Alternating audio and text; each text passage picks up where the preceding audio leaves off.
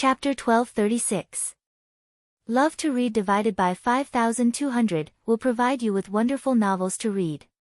Update the latest chapter on medical skills of the Crown Princess as soon as possible. Your Highness, Your Highness. Xiao Jing strode over. After saluting them, he pointed up and said, Your Highness, do you want to go up and have a look? I'll ask someone to clean it up first. Chu Luqian didn't say anything. He glanced up lazily and waved his hand to indicate that he didn't need to salute. Xiao Wanru looked at Xiao Jing calmly for a while and said, Second uncle, you don't have to do that. I just feel that it's locked when I walk here. It's very strange.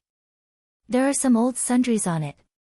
If your highness wants them, I'll ask someone to clean them up and send them to Prince Chen's mansion. Some of them belong to my brother, and I don't need them at ordinary times, Xiao Jing said in a gentle tone. Thank you, second uncle. Xiao Wanru nodded. Your Highness, why don't you have a seat? I'll ask someone to clean it up right away, Xiao Jing said gently. He pointed to the main room and greeted them with a smile. Don't be in such a hurry. We still have to go to the Imperial Palace.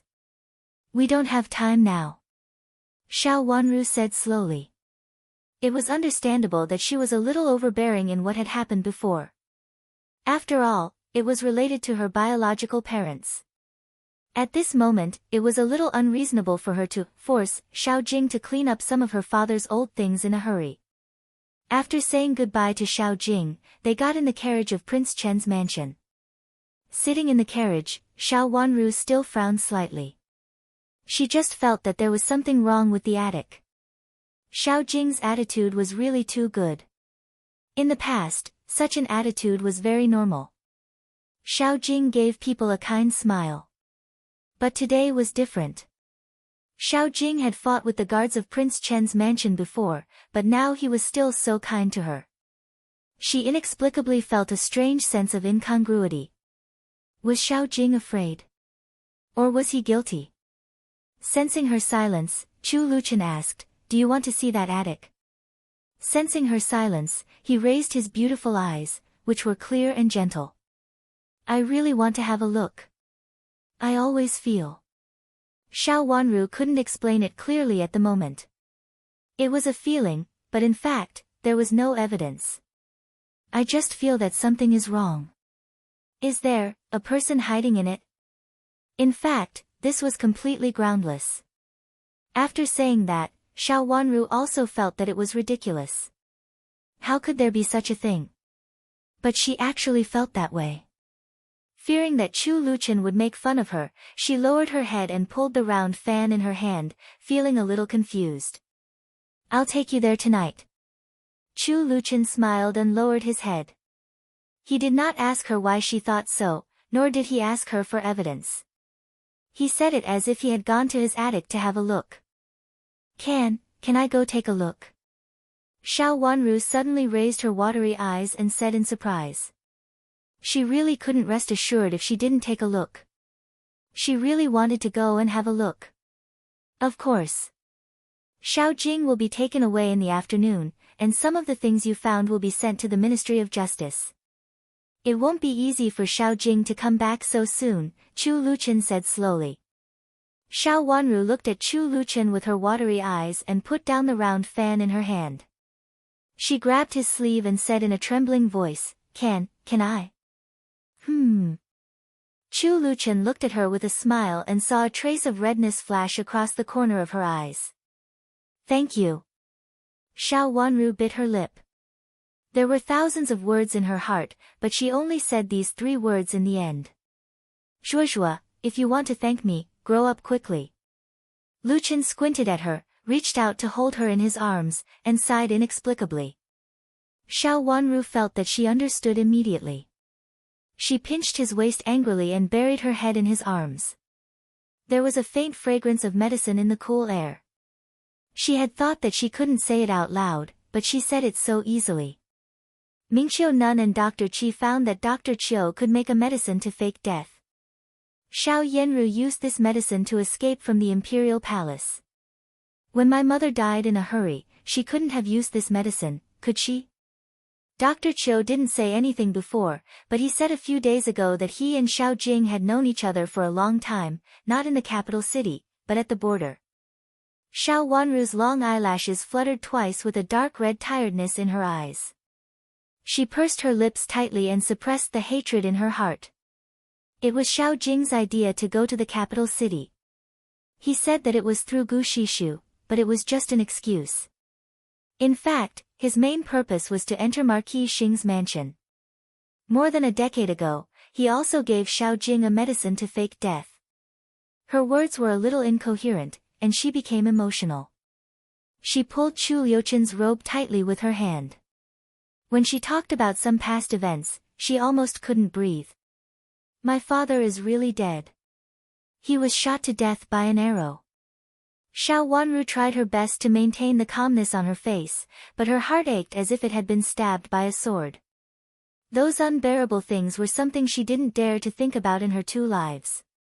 Her father, the first young master of Duke Xing's mansion, died in order to save Qin Huayong.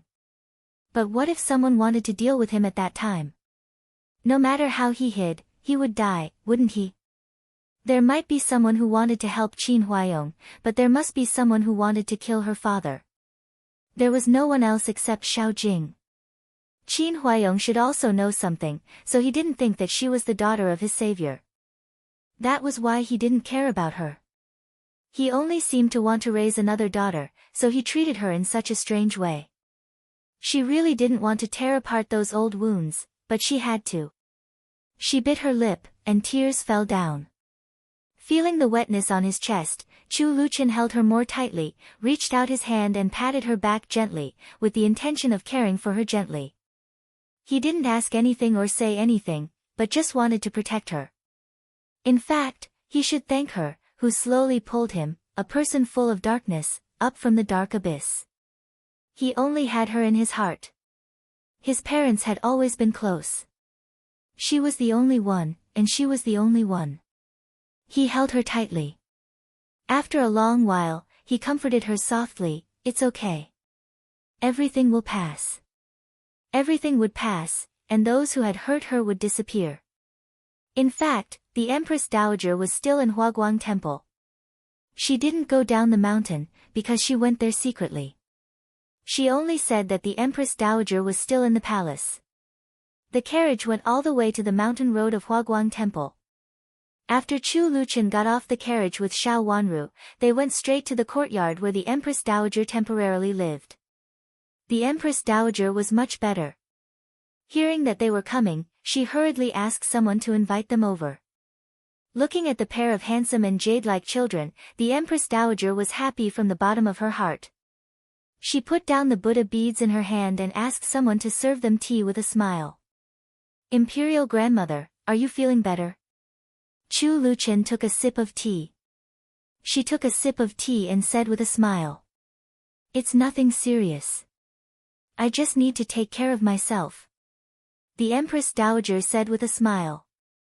She looked up at Xiao Wanru and saw that although there was a smile on her little face, her eyes were red.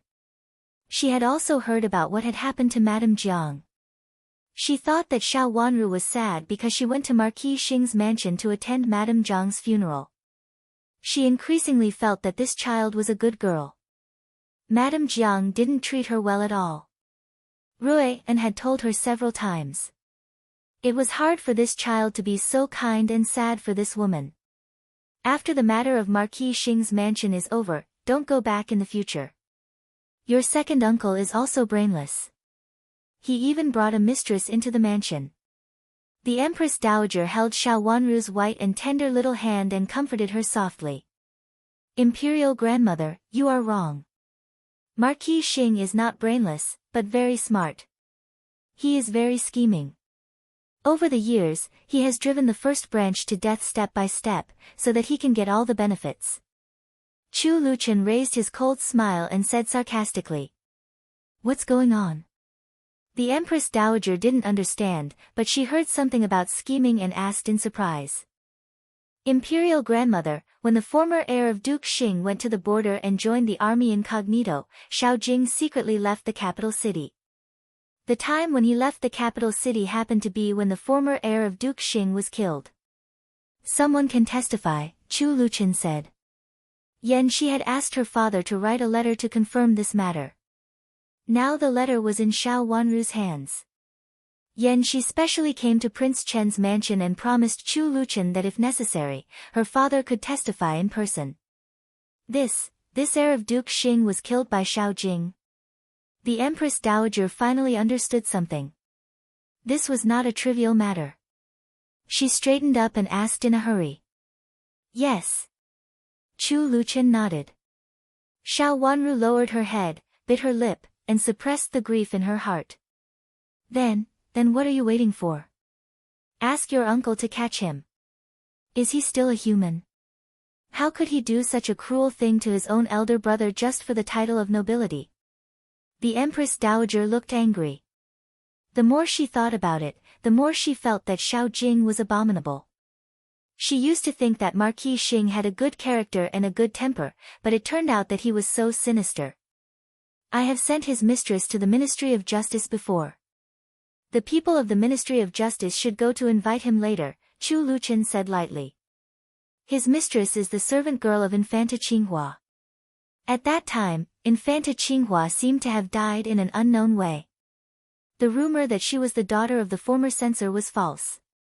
He made it up in order to let this woman marry into the mansion. What? The Empress Dowager could hardly believe her ears. This person is so vicious. It's not too much to cut such a person into pieces. You have to tell your uncle that such a person can't be kept alive. Imperial Grandmother, don't worry. The Ministry of Justice will investigate it slowly and find out the truth. Chu Luqian said with a smile, Imperial Grandmother, have a good rest. I'll talk to my uncle. Before the truth comes to light, don't tell anyone, not a single person. Chen, don't worry. I know. The Empress Dowager patted her chest. Chu Luqian and Xiao Wanru's eyes fell behind a gauze curtain, where there was a figure. There was not just a layer of gauze curtain, but several layers.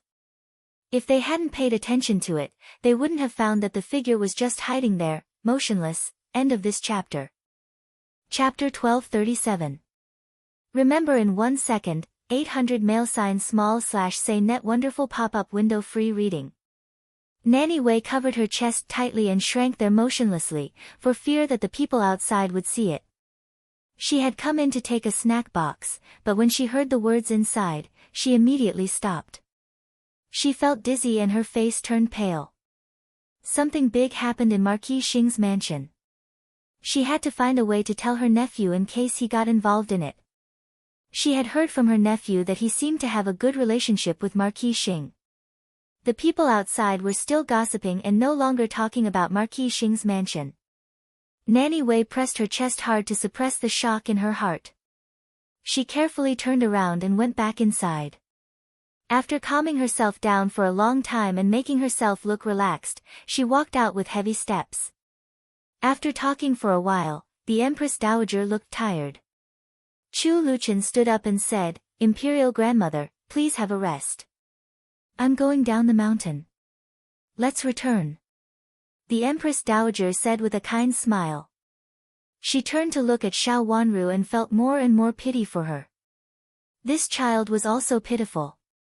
She had thought that Chen was the most pitiful, but she didn't expect that there was such a child who was so pitiful. Chen can handle the affairs of Marquis Xing's mansion. If you don't want to go, don't go. No one will blame you. The Empress Dowager was going to support Xiao Wanru. No matter what others said, she intended to protect this child. Xiao Wanru's eyes turned red. She bit her lip, suppressed the sudden sourness and grievance in her heart, nodded hard, and said, Imperial Grandmother, I know. Thank you, Imperial Grandmother. Xiao Wanru was sad that her biological grandmother was so heartless to her, but the Empress Dowager treated her as her biological granddaughter. But she felt relieved after feeling sad. Chu Luqian held her little hand silently in his palm, which was warm and made her cold and stinging heart slowly calm down. In this life, she was not alone. He was by her side. Empress Dowager, do you want to rest for a while? Your body still needs to be nurtured. The scenery here is not bad. You can rest your body and mind. Mammy Wei came out with a smile and put the pastries on the table. Looking at Empress Dowager's face, she knew that she was in low spirits. Let's take a break. The Empress Dowager nodded and went inside with Nanny Wei's help. She said with a smile, the scenery here is really beautiful. You can go and have a look when you are free. Don't wait on me all day long. Since the Empress Dowager is resting, this old servant will go and take a walk. I really have to go and take a look. At the same time, I will offer incense and ask the Bodhisattva to bless the Empress Dowager with a long life. Nanny Wei helped Empress Dowager into the room, let her lie on the bed, put down the gauze curtain on one side, and carefully tucked her in. You, go and enjoy the scenery. The Empress Dowager said with a smile and closed her eyes. She was really tired. She had walked outside for a long time. After hearing the Empress Dowager's delicate breathing, Nanny Wei came out of the inner room. She ordered 2 little palace maids to go in and serve the Empress Dowager, while the others stayed outside. Then she quietly went to a Buddhist hall. This place was also the Buddha Hall of Huaguang Temple, but it was very small and secluded. There were some everlasting lamps, but they were not from the big aristocratic families. It was usually deserted. When Nanny Wei came over, there was only a monk cleaning the everlasting lamps here. When he saw her come in, he greeted her with a smile. Seeing her come in, he bowed to her and then stepped aside. I want to see Wei Dahai. Nanny Wei stood still and said. Wei Dahai once told her that if she wanted to see him, she could come here and tell the monk in the Buddhist hall. Nanny Wei didn't think about the reason now. There were some things that she didn't dare to think about. Wei Dahai was her only relative, and she couldn't watch something happen to him. The monk stepped aside, put his palms together, and nodded. Lord Wei happens to be in the temple today. Please wait for a moment, Nanny. He is really on the mountain. What a coincidence. Nanny Wei breathed a sigh of relief and nodded. Seeing the monk leave, she breathed a sigh of relief and watched while waiting inside.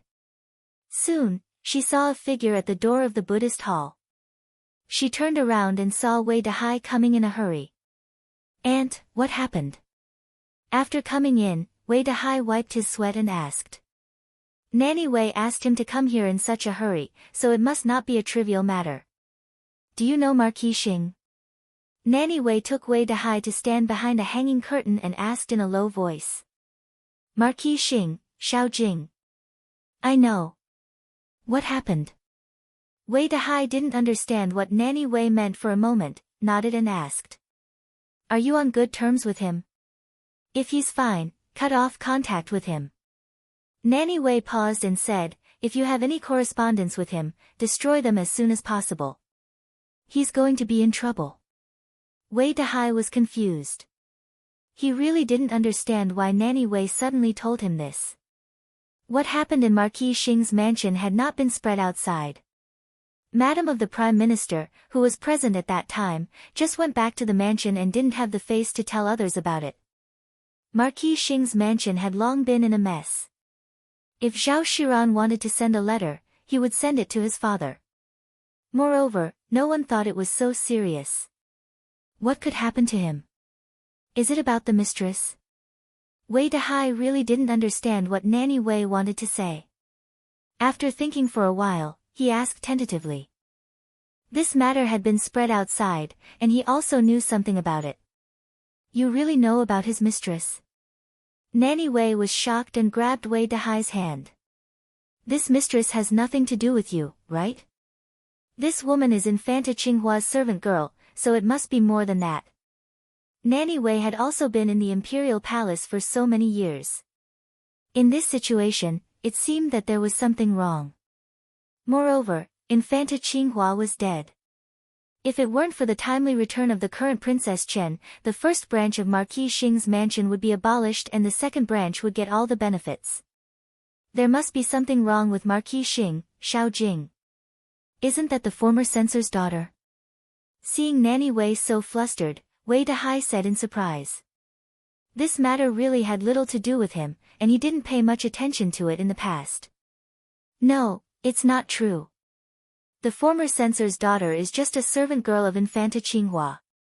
It seems that the former heir of Marquis Xing's mansion and Infanta Qinghua both had some accidents. It has something to do with Marquis Xing. You can't get involved in it. Marquis Xing's mansion is doomed. Nanny Wei warned him worriedly. Wei Dahai frowned. This was not a trivial matter. He had to go down the mountain to make arrangements. The great change in Marquis Xing's mansion was not a trivial matter. If Xiao Jing had an accident, it would involve a lot of people. Aunt, I understand. If there's nothing else, I'll go down the mountain. Wei Dahai was about to leave. Nanny Wei grabbed him and was still worried. Dahai, tell me whether this has anything to do with you or not. Prince Chen has personally intervened in this matter. If there was no accident, Xiao Jing would be doomed. Aunt, don't worry. It really has nothing to do with me. Marquis Xing is just a nodding acquaintance of mine. We don't have a particularly good relationship. But this matter is not trivial. I have to go down the mountain to have a look. Wei Dahai became annoyed and said unhappily. Then go down the mountain first. Remember not to get involved in it. If you are really involved and Prince Chen finds out, even I can't save you. Nanny Wei warned him again. Aunt, don't worry. I won't provoke Prince Chen. Wei Dahai shook off Nanny Wei's hand and said. After that, he ignored Nanny Wei and strode out. It was really a coincidence that he came up the mountain today. Originally, he wanted to meet Nanny Wei and find out something from her. Unexpectedly, he got such shocking news. How could he sit still? He had to go back and discuss it with Madame. He always felt that although this matter had little to do with him, it was very likely to involve him. While Wei Dahai hurried down the mountain, the Ministry of Justice had invited Xiao Jing over. Xiao Jing was prepared when his Yinyang was taken away by the people of Prince Chen's mansion. He knew that this matter could not be settled easily. After thinking about it carefully, he found that except for his Yinyang's identity as Infanta Qinghua's servant girl, everything else was really nothing. As for his Yinyang's identity, it was not found by him, but by Rui, and great elder princess. It could not be counted as his own. Thinking of this, he calmed down and felt that as long as he went to the Ministry of Justice to explain, they would let her go. It could not be helped that his Yinyang could not enter Marquis Xing's mansion. Then he could think of another way. If his Yinyang could not enter, his daughter would still be his daughter. He could just say that Ru Er's daughter, who was born by her concubine, could enter the mansion. In the worst case, she could be recorded as the daughter of the Jiang family. Thinking of this, Xiao Jing felt that it was not a big deal. He secretly went to a remote courtyard in Marquis Xing's mansion, where Xiao Yanru's daughter, who was born by her concubine, lived after returning. He told Xiao Yanru what had happened so that she could have an idea. Then he went back to the study and waited. Soon, the people of the Ministry of Justice came. Xiao Jing didn't say much and went with the people of the Ministry of Justice openly. This time was similar to the last time. At most, he just had to make a trip. Without evidence, whatever Xiao Wanru said would be false. As Princess Chen, she couldn't cover the truth with one hand. Moreover, he had specially written a letter to Prince Cheng and asked him to think of a way to save him. Even if there were some accidents, it was not a big deal. His Yinyang was not an ordinary maid.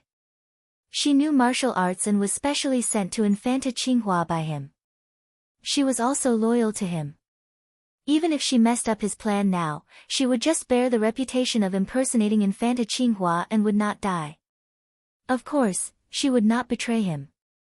As for what Xiao Wanru had said before, no one would take it seriously. Xiao Jing thought that he would be fine this time after considering all the possibilities.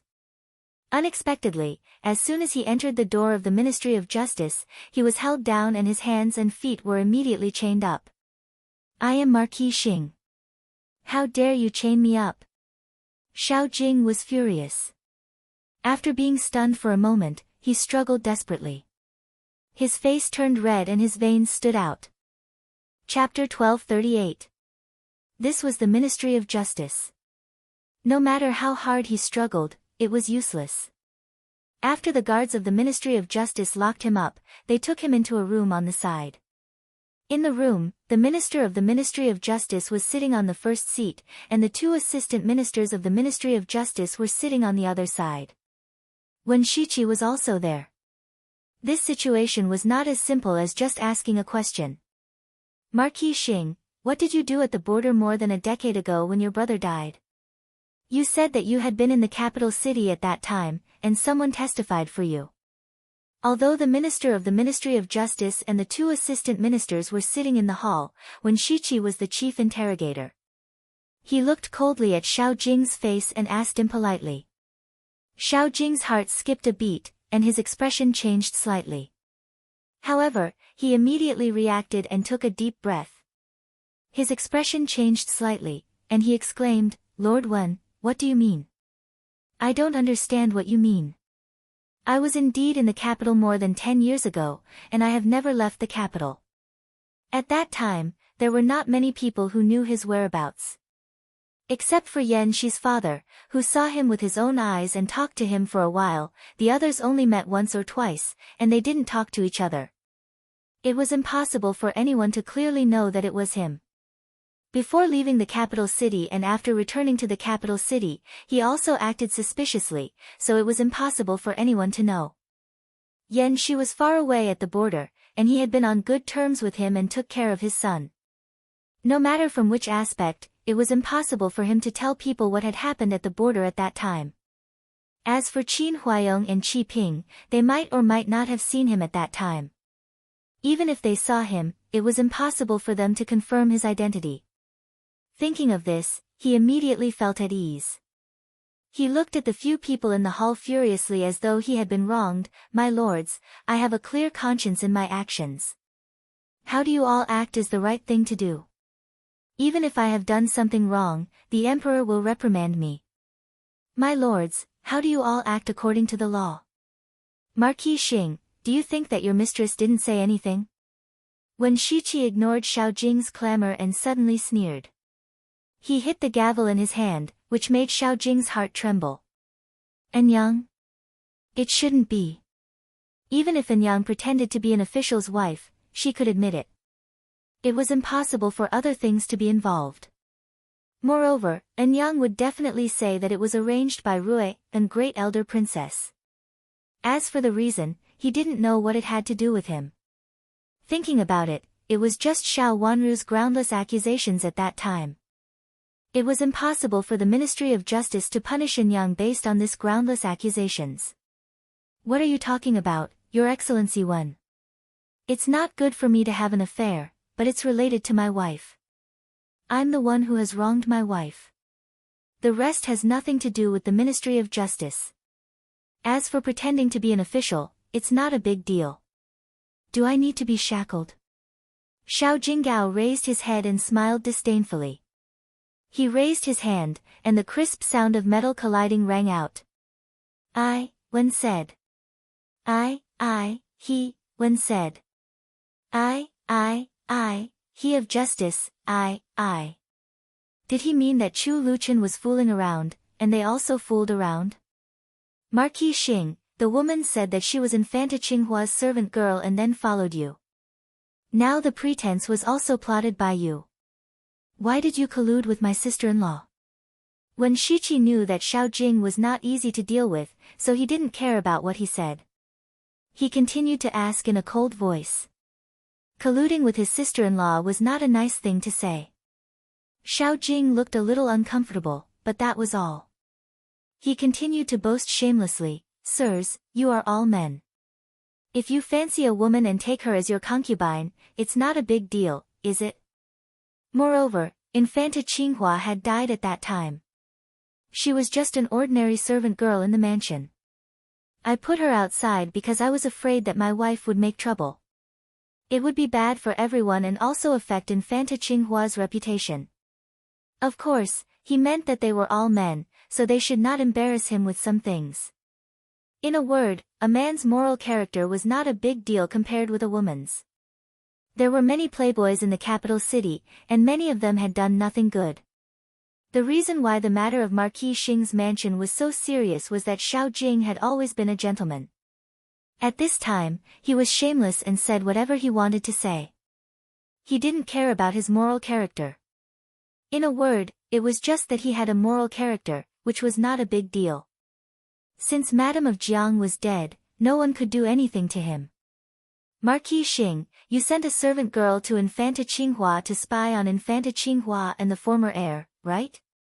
It was also this woman who told you where the former heir went after leaving the capital city. So you hurriedly chased after him and secretly killed him. Xiao Jing, now that the woman has told you everything, why don't you confess quickly? When Shiqi's eyes fell on Xiao Jing's face, and then he said word by word. Xiao Jing's face trembled, and he hurriedly suppressed his panic and said, Your Excellency, why do you say this? You need evidence to speak. I have evidence. Do you want to see it, Marquis Xing? Then let's do it one by one. When Shiqi said coldly, picked up a letter at hand, threw it in front of him, and ordered the yamen runner, show Marquis Xing what's written in this letter. A yamen runner came over, picked up the letter on the ground, took out the letter scoop, opened it, and placed it in front of him. When he saw the words in front of him clearly, Xiao Jing's face turned pale and he was so shocked that he almost couldn't stand. It turned out that it was written by Yan Shi's father, and it was to prove that he was indeed at the border at that time. He saw the date, which was more than 10 years ago, just a few days after the former heir of Duke Xing was killed. This was too unexpected. Xiao Jing had never expected that there would be such a letter. Why did Yan Shi want to deal with him? Did he know that he had dealt with Yan Shi? How could this be possible? It was Wang Xingxue who framed Yan Shi. Later, Wang Xingxue also died, and this matter was left unsettled. Could it be that he was the one who was investigated? Impossible, impossible.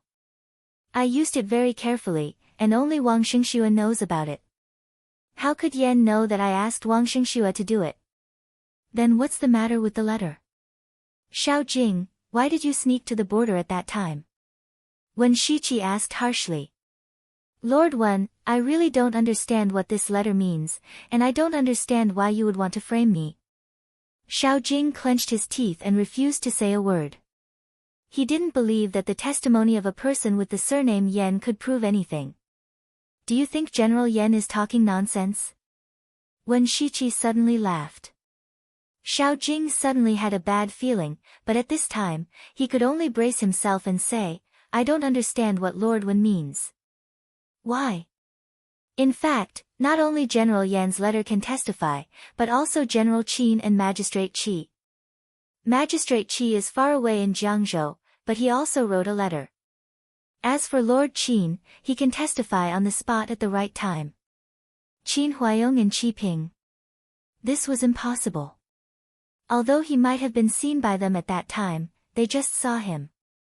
At that time, the rear area was in chaos, and it was not a big deal to see one or two familiar people. How could they be sure that it was him? Moreover, did they know him at that time? Xiao Jing didn't believe it. When he went there, he had been prepared, so he recognized Qin Huayong and Qi Ping at a glance, but they didn't know him. Was Wen Shiqi deceiving him? Thinking of this, he calmed down and raised the corner of his mouth sarcastically. Lord Wen, you must be joking. General Huayuan and Magistrate Qi didn't know me at that time, so how could they testify? Even now, Magistrate Qi shouldn't know me, right? Is it because Marquis Xing has such an idea that he is so fearless? When Shiqi asked with a smile. He looked very kind, but it made Xiao Jing's heart tremble more than before. The two mansions were neighbors, and they had lived next to each other for so many years. Of course, he knew that Wen Shiqi was more talented than less. Did he really control everything at this time? What are you talking about, Lord Wen? I really don't understand. Xiao Jing panicked, but he didn't show it on his face. Instead, he looked calmer and calmer. Looking at the minister and the two assistant ministers sitting on the high seat in silence, he asked, "What do you mean? Could it be that he also agreed with Lord Wen? My business is neither big nor small." "Milords, are you deliberately making it big for Prince Chen?" In order to flatter Prince Chen, he deliberately tortured himself. "Does Marquis Xing know that you lost something at the border?" When Shiqi ignored his provocation and asked with cold eyes. When the evidence was sent to the Ministry of Justice one by one, it shocked the whole Ministry of Justice. Some of the evidence sent by Prince Chen's mansion couldn't be obtained in a day or two, but they were clearly presented. In the face of so much evidence, it was useless for Xiao Jing to deny it. Since the officials of the Ministry of Justice could be so calm and even handcuffed Xiao Jing as soon as they came, they concluded that Xiao Jing couldn't escape this time. It could be said that what Xiao Jing did now was useless. The officials of the Ministry of Justice knew it very well, but at the same time, they were secretly shocked. Prince Chen really couldn't be underestimated. He solved a pending case more than 10 years ago. What happened in Marquis Xing's mansion before was just a small matter. No matter how noisy it was just a small matter. What Prince Chen's mansion was hiding in secret was a big move. Before all the evidence was in hand, Prince Chen's mansion was very calm and quietly watched Marquis Xing's mansion make a big deal every 2 days and then a big deal every 3 days. When the evidence was arranged one by one, they found that the matter was settled. It could be said that when Prince Chen's mansion sent Yin Yang and all the evidence to the Ministry of Justice, the truth of the matter was already very clear. With one move, Xiao Jing was like a jumping clown at the moment. What evidence do I have?" Xiao Jing didn't believe it and asked. When he left the capital city and returned to the capital city, he was very careful, so he couldn't leave anything behind. "Marquis Xing doesn't believe it." The minister of the Ministry of Justice suddenly said and looked at Xiao Jing with a faint smile, which made Xiao Jing feel cold and his eyes twitch unconsciously. He felt that he had forgotten something important. Chapter 1239. What? Xiao Jing stammered. Orgwen Shiqi nodded. A yamen runner came forward, took something down from above, and waved it in front of him. Looking at the jade pendant with a silk ribbon, Xiao Jing didn't know what to say for a moment. It was a seemingly ordinary jade pendant, which was nothing. "This jade pendant belongs to Marquis Xing, right?" Wen Shiqi asked. Xiao Jing subconsciously wanted to say no, but he saw a small, lawn, character and a small cluster of orchids at the corner of the jade pendant. He seemed to be frozen. He opened his mouth in astonishment, but couldn't say a word. His mind was blank. Orchids. Lan Yang. The famous prostitute Lan Yang in the brothel? This jade pendant has the name of Lan Yang, a famous prostitute in the capital city. It was originally given to this famous prostitute by you. There is the mark of Marquis Xing's mansion on the back of the jade pendant. It should be specially made by you because you admired this girl at that time. Ningyuan Army General and Magistrate Qi found this jade pendant and guessed that it was you according to the hint on the jade pendant. They haven't seen you, but they have seen the old duke. When Shiqi's voice slowly came down from above. It was not light, but it hit Xiao Jing's heart hard, making him dazed for a moment. The memory of that time suddenly came back to him. At that time, he indeed had some private dealings with the famed courtesan named Lan Yang. He was very infatuated with her, and ordered a jade pendant to be given to her. When he left the capital, he also left through Lan Yang's place. Lan Yang gave him a cover, and when he returned to the capital, he also left through Lan Yang's place. After that, he used magic to find a merchant to redeem the famed courtesan, and took her far away. At that time, although he had hidden the fact that he was in contact with this famous courtesan from Jiangshi, there were still a few of his good friends who knew about it. When he went to stay at Lan Yang's place, he deliberately told these friends in private. This was also the reason why he firmly believed that someone had testified against him. He had a relationship with the famous prostitute and even lived in her place, so he naturally had to hide it from Madame Jiang. In order to prevent Madame Jiang from knowing it, it was normal for him not to appear in front of others for a period of time. www.org. But why was this jade pendant here? He remembered that it was given to the prostitute at that time. Why was it left at the border and picked up by Qin Huayong? Because he didn't remember bringing this jade pendant with him, he didn't find it after checking his body. I'm afraid that Marquis Xing didn't expect that the jade pendant was indeed with you at that time. I heard that it was an engagement gift given by Marquis Xing to a famous prostitute. Maybe the famous prostitute deliberately put it on you at that time for fear that you would forget her outside. Wen Shiqi said. A scene suddenly flashed across Xiao Jing's mind. After he had returned to the capital, he had first gone to Lady Lan's place. Lady Lan had asked him if he had anything to give her. He had casually said a few words to her and then left in a hurry, afraid that he would be discovered. At that time, Lady Lan had looked very disappointed. Now that he thought about it, she must have asked him for the jade pendant. After that, he sent her out of the capital and never saw her again. Due to a freak combination of factors, he had lost the jade pendant at the border. Xiao Jing's hands trembled and his face turned pale. I'm afraid that Marquis Xing still doesn't know this. In fact, more than that, your mistress has also confessed. It was she who sent you a letter at that time and asked you to go there. Wen Shiqi increased his force and said. My mother also confessed. My mother actually confessed. If it was just a matter of reputation, it was not a big problem and she would not be tortured. But it was related to something that had happened more than 10 years ago, and under such circumstances, how could he not use torture? Xiao Jing took a step back and sat heavily on the ground. Suddenly, he laughed. He had lost. He had really lost. He had thought that his niece had played tricks in the backyard. Even if she had a bad reputation and made a big fuss, so what? He was a man and could ignore these things. Besides, he was an elder. So what if his niece made a big fuss? Now he found that he was wrong. It was clear that his niece deliberately stalled for time and deliberately made him think that it was a trivial matter. She deliberately made him not take action, so that he lost the first opportunity. He thought it was a trivial matter and didn't take it seriously. But after she threw out other evidence, the matter was actually very clear. Her actions were confusing and ruthless, leaving no room for retreat. Needless to say, this must be Prince Chen's trick. At this time, Xiao Jing felt very regretful.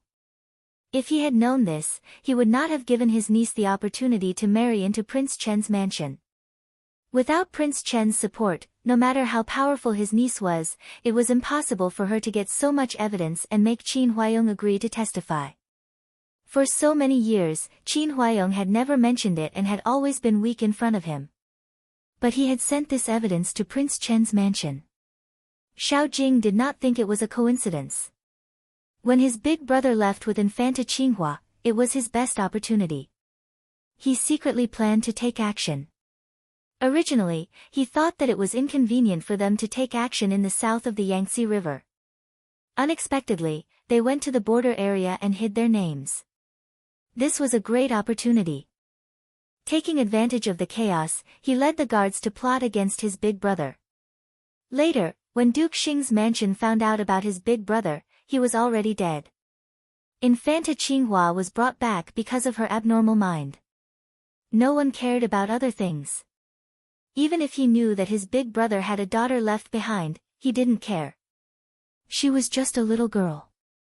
When her mother left, she stayed with his big brother and then disappeared. In the chaos of war, even an adult died. How could a little girl survive? It was a small oversight, but in the end, it was a disaster. What? Marquis Xing was arrested. It may be because of the former heir of Duke Xing. Does the former heir of Duke Xing's death have something to do with him? Chu Qing was shocked. There was a girl in pink sitting in the room. If Xiao Wanru were here, she would definitely recognize that the girl in front of her was Mo Chiui, who had been in the Yuhui nunnery.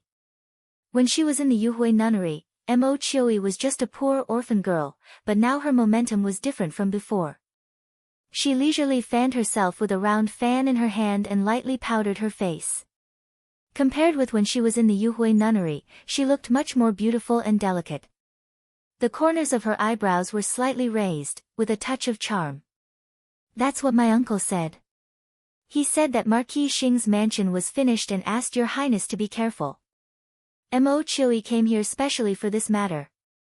Why is it so sudden? Didn't you say that his personal morality was at a disadvantage before? Chu Qing said. He was also annoyed that Xiao Jing was involved in the previous matter. Now that Xiao Jing was in trouble, he was afraid that he would be involved again. If he had known this, he would not have allowed Xiao Jia, to marry into Commandery Prince Qing's mansion. But in fact, it's not. Prince Qin took action. Mo Chui reminded him. Chu Qing lowered his head and took a deep breath. Do you all think that I'm inferior to him? You have to remind me again and again. Your Highness, of course not. We have to be careful of him. Mo Chui hurriedly explained. Be careful of him. Be careful of him. Don't always tell me to be careful of him. I don't want to hear anything about him. Chu Qing was very annoyed. He stood up and paced around Yuan Xian for a few times before he calmed down. I know. I won't intervene in the affairs of Marquis Xing's mansion. Isn't he related to Prince Cheng's mansion? Just let Prince Cheng's mansion intervene. Speaking of Prince Cheng's mansion, he was also angry now. The more he thought about it, the more he felt that he might have been tricked by Prince Cheng's mansion. Your Highness, it's the best that you can think in this way. Xiao Jia, is just a daughter of a concubine. Xiao Jing won't take her seriously. Your Highness, you can have all kinds of beauties in the future. You don't have to care about a little daughter of a concubine. Moreover, anyone who has a relationship with Marquis Xing's mansion will not have a good life. Mo Chui said with a smile and covered her mouth with the round fan. She was in a good mood. Compared with the trouble of Marquis Xing's mansion, she was more willing to hear that Xiao Jia, was in trouble. This woman actually pestered Commandery Prince before she married into Commandery Prince Qing's mansion. She was the legal wife of the prince, while Xiao Jia, was just a concubine. However, she married into Commandery Prince Qing's mansion before she married. It was all because of Marquis Xing's mansion. If Marquis Xing's mansion was gone, she would torture her in the future. Well, you can go back after visiting my mother. You should be more careful at this time. Although Mo Chui's complacency was hidden, Chu Qing still noticed it. He couldn't help showing a trace of displeasure. Women were always like this. At this time, they still wanted to be jealous. Sure enough, they were not people who could achieve great things. Then I'll go back first. Mo Chui also knew that it was inconvenient to stay at this time, so she stood up and said with a smile. After learning that something happened to Marquis Xing's mansion, she still couldn't calm down. She just felt happy, very happy. Chu Qing waved his hand.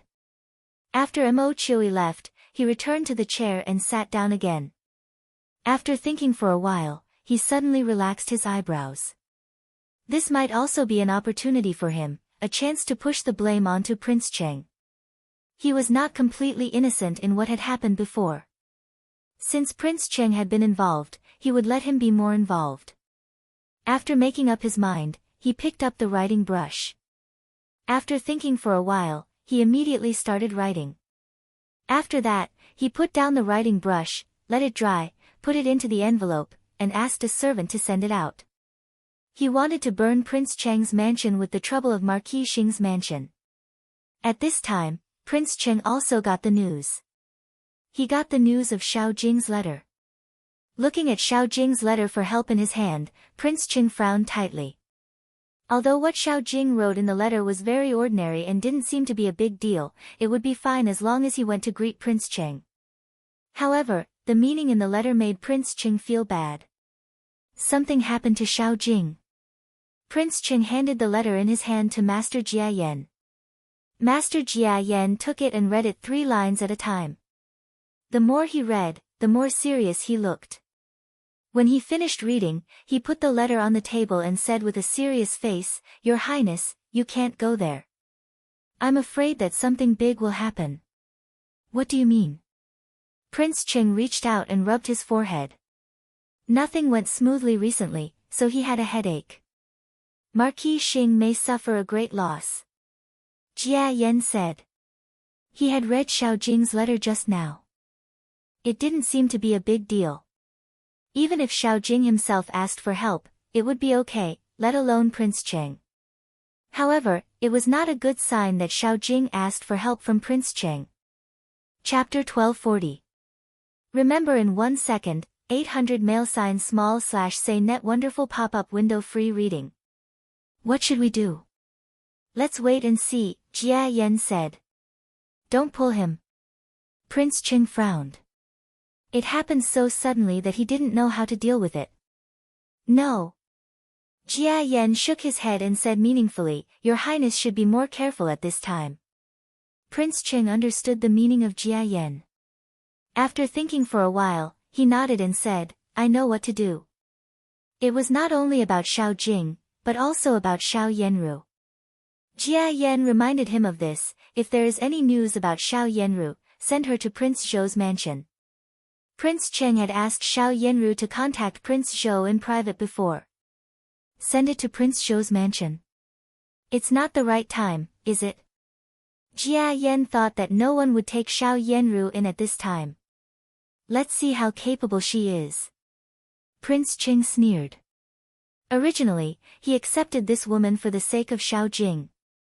Although he needed children and had to overcome his psychological barrier to accept this woman, it did not mean that this woman could win his heart. Originally, they had made a deal with each other. Now it was not suitable for them, so it was best to give this troublemaker to Chu Liuzhou. It was not that he did not want to give it to Chu Luyue. Compared with Chu Luyue was less likely to be bewitched. As for Chu Luchen, Prince Cheng did not think about it. Chu Liuxin was not dangerous and he did not need it. Since the Empress was grounded, Chu Liuzhou had been in a bad situation. At this time, it was Chu Liuzhou who needed help the most. Moreover, Chu Liuzhou had indeed coveted Xiao Yanru's beauty before. At this time, who else could she give it to but him? Hearing Prince Cheng's words, Jia Yan understood and said, I understand. Are you going back to your mansion now? Go back to Prince Cheng's mansion. It's the same plan as before. Prince Cheng nodded, straightened his sleeves and strode out. His brother had repeatedly asked him to go down the mountain and go back to Prince Cheng's mansion. If he continued to refuse, his brother would not have a good time. Especially at this time, he should be more upright. If he continued to stay here, he would definitely be suspected. The news that Marquis Xing was taken away by the Ministry of Justice also spread to Prince Yu's mansion and Prince Zhou's mansion that night. The news that Xiao Jing's mistress was found to be an official's relative had been spread throughout the capital city. The two mansions didn't care that Xiao Jing was taken away by the Ministry of Justice again. It was not a big deal, but Xiao Jing's character was really ruined. When no one thought it was a big matter, the atmosphere in Prime Minister Wen's residence was not good. When Shiqi hadn't gone back yet. He had gone to the Ministry of Justice today and hadn't returned to the mansion yet. However, Prime Minister Wen returned to the mansion at nightfall. After returning to the mansion, he went directly to Madame Wen's yard. After driving the servants out, he said something to Madame Wen and went directly to the study in the front yard. The Prime Minister's wife sat under the lamp, her face alternating between green and white. The Prime Minister's words rang in her ears, someone, invite Biao young lady over. An old maid answered and left. After a while, she came over with Gu Shishu. Gu Shishu didn't have a good time either. After coming back from Marquis Xing's mansion, she was slapped twice by Madame Wen and then driven away. She deliberately wanted to go to the front yard to stop second cousin, but was stopped by the servant girl. At the gate of the yard, there was an old maid sent by Madame Wen guarding and preventing her from going out. At this time, hearing Madame Wen's summon, she hurriedly packed up and rushed over. It was already night, and the lamp was lit. Gu Shishu looked a little timid under the lamp. She rarely came to Madame Wen's place at this time. In contrast, Madame Wen, who was under the lamp, looked a little cold. Her eyes fell on Gu Shishu coldly. Seeing her come up and salute, she accepted her salute without moving and then said nothing. Gu Shishu bowed sideways slightly. She didn't hear Madame of the Prime Minister's voice for a long time. She couldn't help but feel weak and fell to the ground. The servant girl beside her wanted to help her up, but when she saw Madame of the Prime Minister's face, she showed timidity and quietly retreated into the shadows. Aunt! Gu Shishu fell to the ground, raised her head, and looked at Madame Wen with tears in her eyes, looking extremely aggrieved. Madame Wen lowered her head to look at Gu Shishu with cold disappointment in her eyes. Do you want to kill me so much? For so many years, I raised you up, and you are more like a daughter than a daughter. Is this how you repay me? Madame Wen said. Aunt, I don't know what you are talking about. I am Shishu, who was raised by you.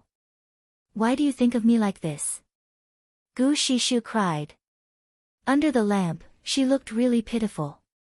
Tears fell down one by one, and she looked extremely miserable. Whether you are sincere or not, your fate with our mansion is over. Pack up and go back to your home tomorrow. Don't come back from now on. Madame Wen didn't want to be entangled with her anymore, so she coldly asked her to leave. Aunt! Aunt, what happened? Why do you treat me like this? How can I leave you? You raised me up, and I haven't repaid you for that. Gu Shishu hurriedly took 2 steps on her knees, hugged the legs of the Madam of the Prime Minister, and cried louder and louder. She didn't leave. How could she leave? She wanted to marry third cousin. She must marry third cousin. As soon as Madame Wen's leg moved, 2 old maids came over and pulled Gu Shishu's hand, which was hugging tightly. Auntie, I really didn't know. I really didn't know that this Yi Yang was a liar.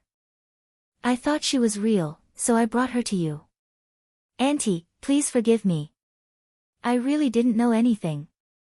Gu Shishu struggled violently and cried at the same time. The makeup on her face had long been ruined. Her originally beautiful face looked messy and ugly. The 2 old maids pulled her aside and stopped. Madame Wen sneered and said, was it really an accident that I met Yang that day? If you hadn't proposed it, would I have gone there? If I hadn't gone there, I wouldn't have met Yang, would I? And I wouldn't have accidentally fallen and almost lost my life. There was no one else around, and my legs were not so old that I was in my 70s or 80s. I was also very careful when walking on the steps. I saw that there were no eyesore stones blocking the way before, but in the end, I stepped on a stone and fell inexplicably. I almost lost my life. What's more, I met Yang, who knows martial arts, and she became my savior.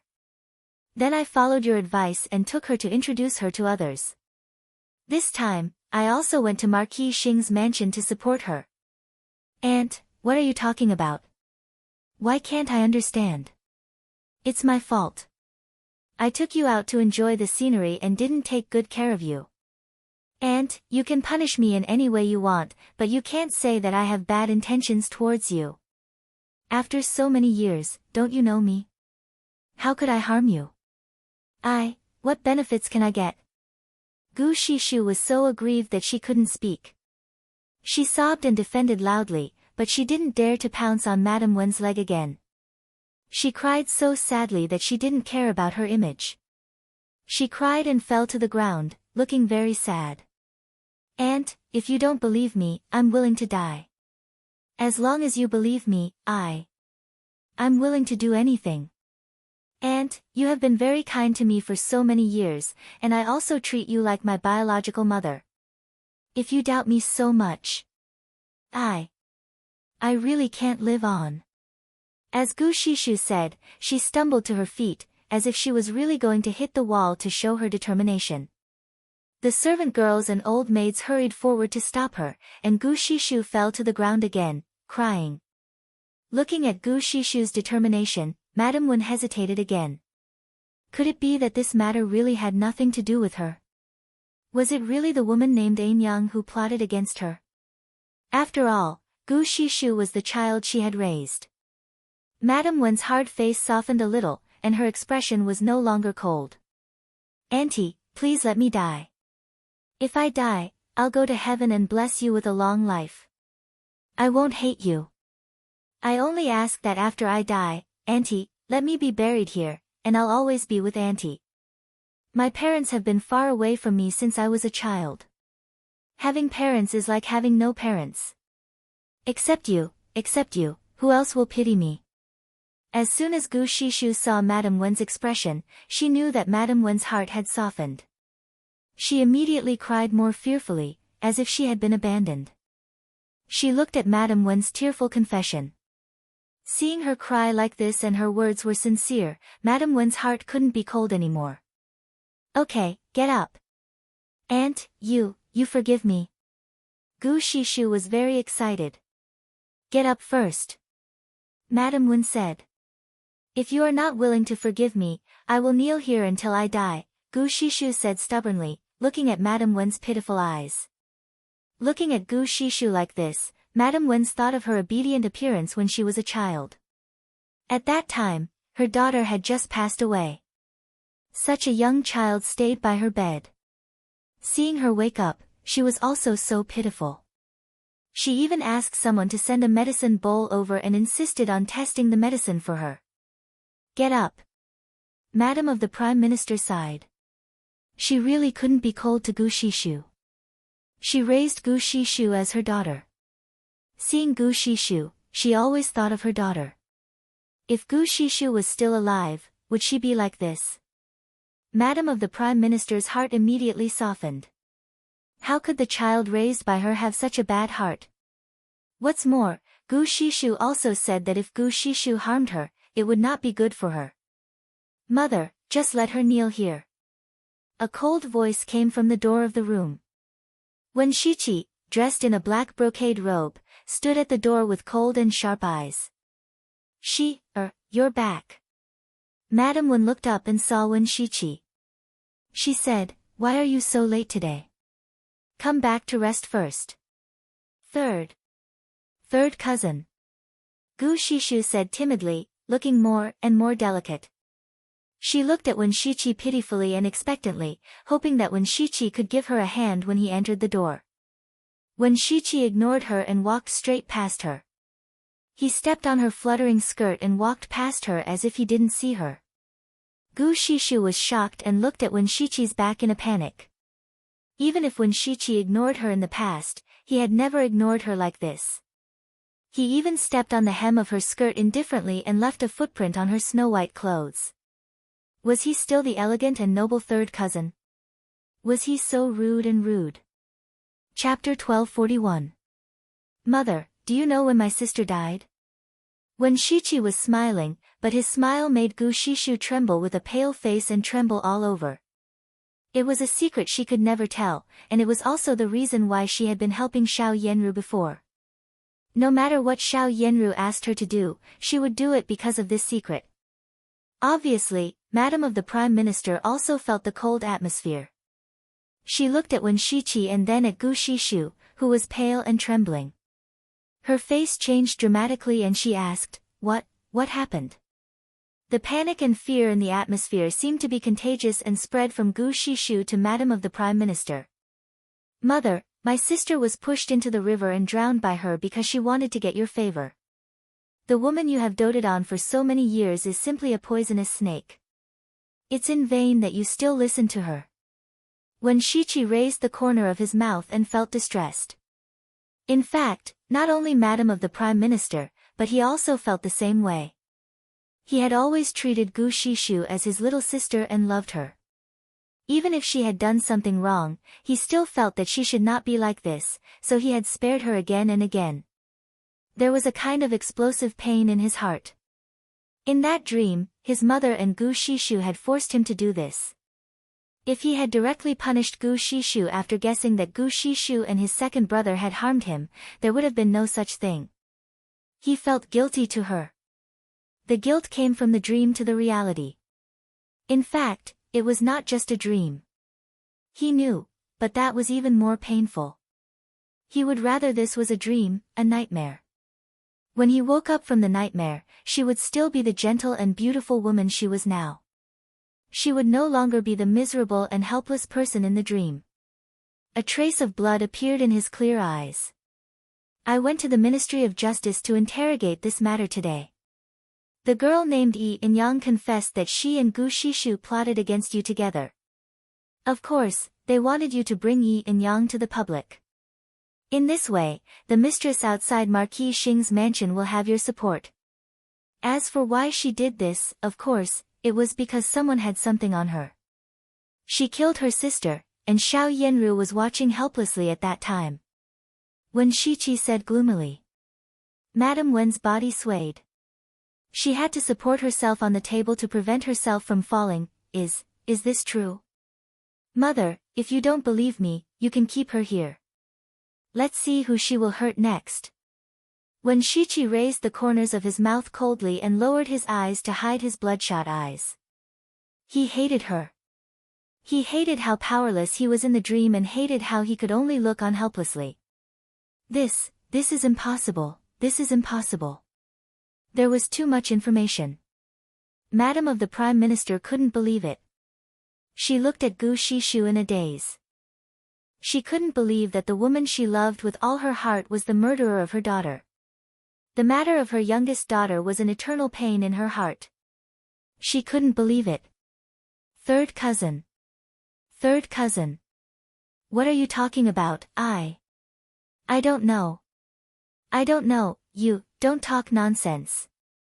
Gu Shishu sat on the ground in a panic and kept retreating. At this time, she had no time to care that her dress was dirty and her lips were pale. She looked into Wen Shiqi's eyes and saw the killing intent in his eyes. Third cousin wants to kill me. Third cousin actually wants to kill me. This realization made her so flustered that she just wanted to escape. With this thought in mind, she immediately did so. She retreated to the threshold and pulled on the door frame. Holding onto the door frame, she stood up and ran. She only had one thought in her mind. She wanted to escape. She wanted to leave this place. Suddenly, she ran into a person at the door. Seeing that it was second cousin Wen Xian, Gu Shishu immediately pulled him and cried, second cousin, help me. Third cousin framed me. Gu Shishu cried so much that she couldn't even speak because she was choked with sobs. Wen Xian had always liked Gu Shishu and was infatuated with her. Seeing that his beloved was crying like this, he could not help but breathe a little heavily. He did not know what had happened today, but he heard that Gu Shishu had been slapped by his mother. Just now, he heard that Gu Shishu had been brought to his mother. After returning to the mansion, he hurried over to see the situation. He didn't expect to see Gu Shishu running out in a panic as soon as he entered the door. Seeing him crying like this, he got angry for a moment. He remembered what Gu Shishu had said in the past. She said that her younger brother had always been interested in her. Even though his mother had arranged a cousin for him, his third brother was still worried and still pulled his cousin. Sometimes, he even took his cousin to a place where there was no one. His cousin said that she was so sad that she wanted to die, but she couldn't bear to do that when she thought of him. In the past, there were many things Gu Shishu had said. She said that the reason why her mother didn't explicitly marry her and her cousin was also because of her third brother's obstruction. She hated him for stealing his wife. Wen Xian couldn't bear it anymore. He patted Gu Shishu's hand, strode in, and slapped Wen Shiqi, who was standing at the door, hard. You bastard, she's your second sister-in-law. Wen Shiqi grabbed Wen Xian's angry hand. The expressionless Wen Shiqi raised his blood-red eyes and slapped Wen Xian hard. Wen Xian didn't expect that Wen Shiqi would hit him, so he took a step back. Wen Shiqi took a step forward and kicked Wen Xian's leg hard. Wen Xian fell backward and hit Gu Shishu. The two of them fell heavily together. Guards came over from both sides and suppressed Wen Xian. Wen Xian, you treat a poisonous snake who killed your little sister as a treasure. You even hurt your own flesh and blood. Wen Shiqi walked out of the room and kicked Wen Xian's heart with a ruthless look in his eyes. In the dream, he was hurt by Wen Xian and Gu Shishu. Everything was done by Wen Xian and Gu Shishu. It was his tragedy and hers. If it weren't for these two people, could everything be better and start all over again? Then he should kill them. At this moment, the killing intent clearly appeared in Wen Shiqi's mind. Even Wen Shiqi was very tempted. He lifted his foot and was about to kick Wen Xian's heart again. This time, he was going to kill Wen Xian. Since Wen Xian was not related by blood and listened to a woman's one-sided words, there was no need for Wen Shiqi to care. Shiqi. A rebuke came from the side. Wen Xiang hurried over and saw the scene in front of him. He was very anxious. Wen Shiqi's third son was elegant, but at this moment, there was a ruthless look in his eyes, as if he had changed into another person. His blood-red eyes were obviously murderous. Sitting paralyzed on the ground, his second son shivered and didn't look like his usual self at all. Wen Shiqi slowly withdrew his foot and landed on the ground where Wen Xian had pressed his foot down. Then, he stomped hard on it. Ah! Wen Xian screamed and pushed Wen Shiqi's foot hard in pain. Shiqi, what are you doing? Wen Xiang was furious and shouted sternly. Wen Shiqi slowly loosened his foot and took a step back. He curled the corners of his mouth and the murderous look in his eyes disappeared for a moment. After taking a step back, he said coldly, "Father, ask your good son. He just said that I hooked up with Gu Shishu, the poisonous snake, and that I took a fancy to her. It seems that he still wants to kill me secretly. Since he is ruthless, why should I treat him as my second brother? What nonsense are you talking about?" Wen Xiang was angry and resentful at the fight between his two sons. Although he scolded Wen Shiqi, he glared at his second son fiercely. Compared with his second son, his youngest son was his most capable son and also his future hope. "Father, I found out that my little sister was killed by Gu Shishu. Xiao Yanru watched Gu Shishu kill my little sister and then threatened her to do something for Marquis Xing's mansion. This time, the affair between the mistress of Marquis Xing's mansion and the mistress of Marquis Xing plotted against my mother and almost killed her." Wen Shiqi raised the corners of his mouth coldly and said concisely, "Is what you said true?" Wen Xiang looked at Gu Shishu, who was behind Wen Xian, in shock. He didn't care about the affairs of the mansion in the past, but he treated Gu Shishu very well. He only had 3 sons. Seeing such a delicate and lovely girl who grew up beside him, he couldn't help thinking of his daughter when he looked at her. "Father, do you also feel soft-hearted? Do you think that because my sister thinks highly of her?" Wen Shiqi said coldly, "Because of this, she killed my innocent sister. My sister was killed by her, but she enjoyed everything that belonged to my sister with a peace of mind. Father, you can't listen to third brother's nonsense." Wen Xian panicked. Ignoring the pain in his hand, he tried to protect Gu Shishu and said loudly, "No, it's impossible. Father, what third brother said is false." His love turned into hatred. He wants cousin sister, but she ignores him. He will talk nonsense. Father, you can't listen to third brother's nonsense." Gu Shimei hid behind Wen Xian in a panic and pulled his clothes as if holding the last life-saving straw. She shook her head hard and said, "I didn't do it. I didn't do it.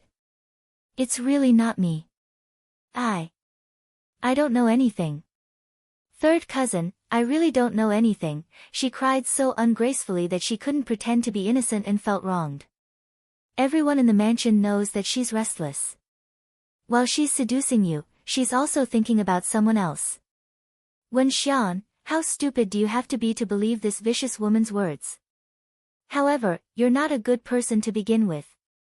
You've done a lot of things in private. You've prepared everything you need to harm me." Wen Shiqi said coldly and waved his hand. Immediately, a guard came over and sent some things to Prime Minister Wen. At the same time, there was a letter. Prime Minister Wen hesitated as he read the letter. When he finished reading, his expression changed greatly. This was a letter from Wen Xian asking for a highly toxic item from the Su Kingdom. Coincidentally, this letter was written to one of the envoys from the Su Kingdom. Furthermore, it was written to one of the envoys from the Su Kingdom. The envoys wanted his third brother to fall ill and die slowly after taking the poison. They didn't want him to die immediately. Prime Minister Wen could see Wen Xian's handwriting clearly even if it was not stamped. Moreover, there were some other evidence, so he threw it in front of Prime Minister Wen. Wen Xian's face changed dramatically. This time, he really panicked and said, "Fa. Father. It's not like this. Fa. Father." Prime Minister Wen threw away the letter in his hand and went forward to slap Wen Xian fiercely twice in the face. The slap made the corner of Wen Xian's mouth bleed immediately. He said, "You heartless bastard. Someone, throw this beast into the woodshed." Chapter 1242. Remember in 1 second, 800 mail sign small/say net wonderful pop-up window free reading. Father. Father. Wen Xian still wanted to say something, but he was dragged away by 2 guards. Prime Minister Wen's gaze fell on Gu Shishu behind him. Of course, he believed Wen Shiqi's words. The Ministry of Justice was not something that anyone could fabricate. Moreover, the matter of Enyang originally had nothing to do with Prime Minister Wen's mansion, but it got involved because of Gu Shishu. If there was no other reason, it would not have happened. It was not only because of the Ministry of Justice, but also some small details at that time. After his daughter had an accident, Prime Minister Wen had also suspected Gu Shishu. Her behavior and timing at that time were also very suspicious. But later he thought that she was just a child, so it could not be her fault. Maybe it was really his daughter's carelessness. After that, Gu Shishu had been serving Madame carefully as if she was her own daughter, so Wen Xiang didn't care about her anymore. Now that he thought about it, it was all clues. Sure enough, he was wrong. After so many years, he actually couldn't see through this woman's heart. He was old, but he couldn't see as clearly as his son. In the beginning, Madame wanted to give Gu Shishu to her third son. Fortunately, her third son had always been unwilling. Otherwise, as a biased old wife, she would really do so. Her originally tall and straight body could not help but bend, and she looked a little older. Wen Shiqi stepped aside. Prime Minister Wen sighed and said, "Come in." Wen Shiqi followed behind him. Uncle, those are all fake. Uncle, I want to go home, I want to go home." Gu Shishu's desperate voice came from behind. However, this voice now fell into everyone's ears and was filled with deep disgust. "Someone, send Lady Biao back." Minister Wen stopped talking and ordered. "Yes, sir," someone answered and moved out of the way. Gu Shishu looked around in disbelief. She just cried subconsciously, but she didn't expect that it would have such an effect. She immediately crawled up and ran out in a hurry. She wanted to go home. She wanted to go home. She wanted to go home. She wanted to go back to her own home. With her parents' protection, her uncle would definitely not do anything to her. She just didn't admit it. Her cousin had been dead for so many years. It was impossible to drag her out of the ground and ask her. Yes, she just didn't admit it. She would never admit it. After a period of time, when her uncle and aunt were not so angry, she would come back to coax her aunt. Aunt was very easy to coax. If she could be coaxed well, she could also marry into their family. This time, she didn't dare to think about third cousin anymore. Marrying second cousin was also a good thing. At least second cousin could kill third cousin for her. After killing third cousin, most of the people in the Prime Minister's residence would fall into her hands. In the future, except for eldest cousin, this result was not bad, Gu Shishu thought crazily while running out in a hurry. After taking a few steps, she was suddenly lifted up by someone. It was a guard. It was actually a guard. Gu Shishu wanted to curse, but her mouth was blocked by a piece of cloth. She wanted to struggle desperately, but her hands were pressed behind her back and she was carried forward by the guards. The road became more and more deviated, and then they came to a water surface. Looking at this familiar scene, Gu Shishu struggled even more. How could she not be familiar with this place? This was the place where she pushed her cousin down, and it was also the place where she dared not come alone in the future. Even if she had to come here, she had to bring a lot of people with her. She didn't even dare to look at it more than once. Others only thought that she remembered the matter of Miss Wen of Prime Minister Wen's mansion. Only she knew that she didn't dare to. She was afraid that when Xian would climb out of it. She got up, looked for her, and pulled her down. Her body was thrown into the water heavily. Gu Shishu struggled desperately. At this moment, her mind suddenly became clear. How could she think that her uncle would be kind enough to let her go back? How could she think that Wen's mansion would let her go back after she killed her cousin? They wanted her life. They wanted her life to pay for her cousin's life, but she didn't want to die. She didn't want to die. She tried her best to struggle to the shore, but before she could reach the shore, she was pushed away by a bamboo pole. She struggled again, and her mind gradually became cloudy. Suddenly, she saw herself in a red dress married to Wen Xian, and another beautiful and elegant figure married to Wen Shiqi. That woman was Wen Shiqi's favorite. Even if she just looked at him from a distance, she could feel the tenderness of her third cousin, which she had never seen before. How could he treat her so well? That woman had lost her reputation and entered the mansion for marriage. How could she win third cousin's love? She was jealous, she hated, and she wanted her to die a horrible death. Since she couldn't get third cousin, she would destroy him. So would that woman. She would also destroy her. This was her own idea, as well as Xiao Yanru's. The two of them hit it off, and it was a good idea. They would make that woman die without a burial place. The memory in his mind stopped at the figure of that woman. It was a little familiar. It was really familiar. It seemed to be Princess Chen, when Shiqi knew very well that his father would never let Gu Shishu go. In fact, even if his father let Gu Shishu go, he would never let Gu Shishu leave the Deputy Prime Minister's mansion alive. He hated himself for not discovering this woman's true colors earlier and for not killing her ruthlessly. If her life could make up for all these, Gu Shishu should have died 10,000 times. Mrs. Wen, who was still sitting in the chair with her legs still weak, trembled. There was too much information in Wen Shiqi's words just now, so she couldn't react for a moment. Hearing the sound of the door and seeing Prime Minister Wen come in with his hands behind his back, her eyes turned red. Prime Minister, how could you treat such a vicious plaything as a treasure? Prime Minister Wen said angrily. Prime Minister, Mrs. Wen shed tears and turned to Wen Shiqi. Seeing that Wen Shiqi lowered his head and ignored her, she became even more sad and cried, Prime Minister, I didn't know that she would be so vicious. How could she be so vicious? How could she hurt my Mother, I'm afraid you've made a mistake. Not only my sister, but also me. Gu Shishu has already picked second brother to do something to me.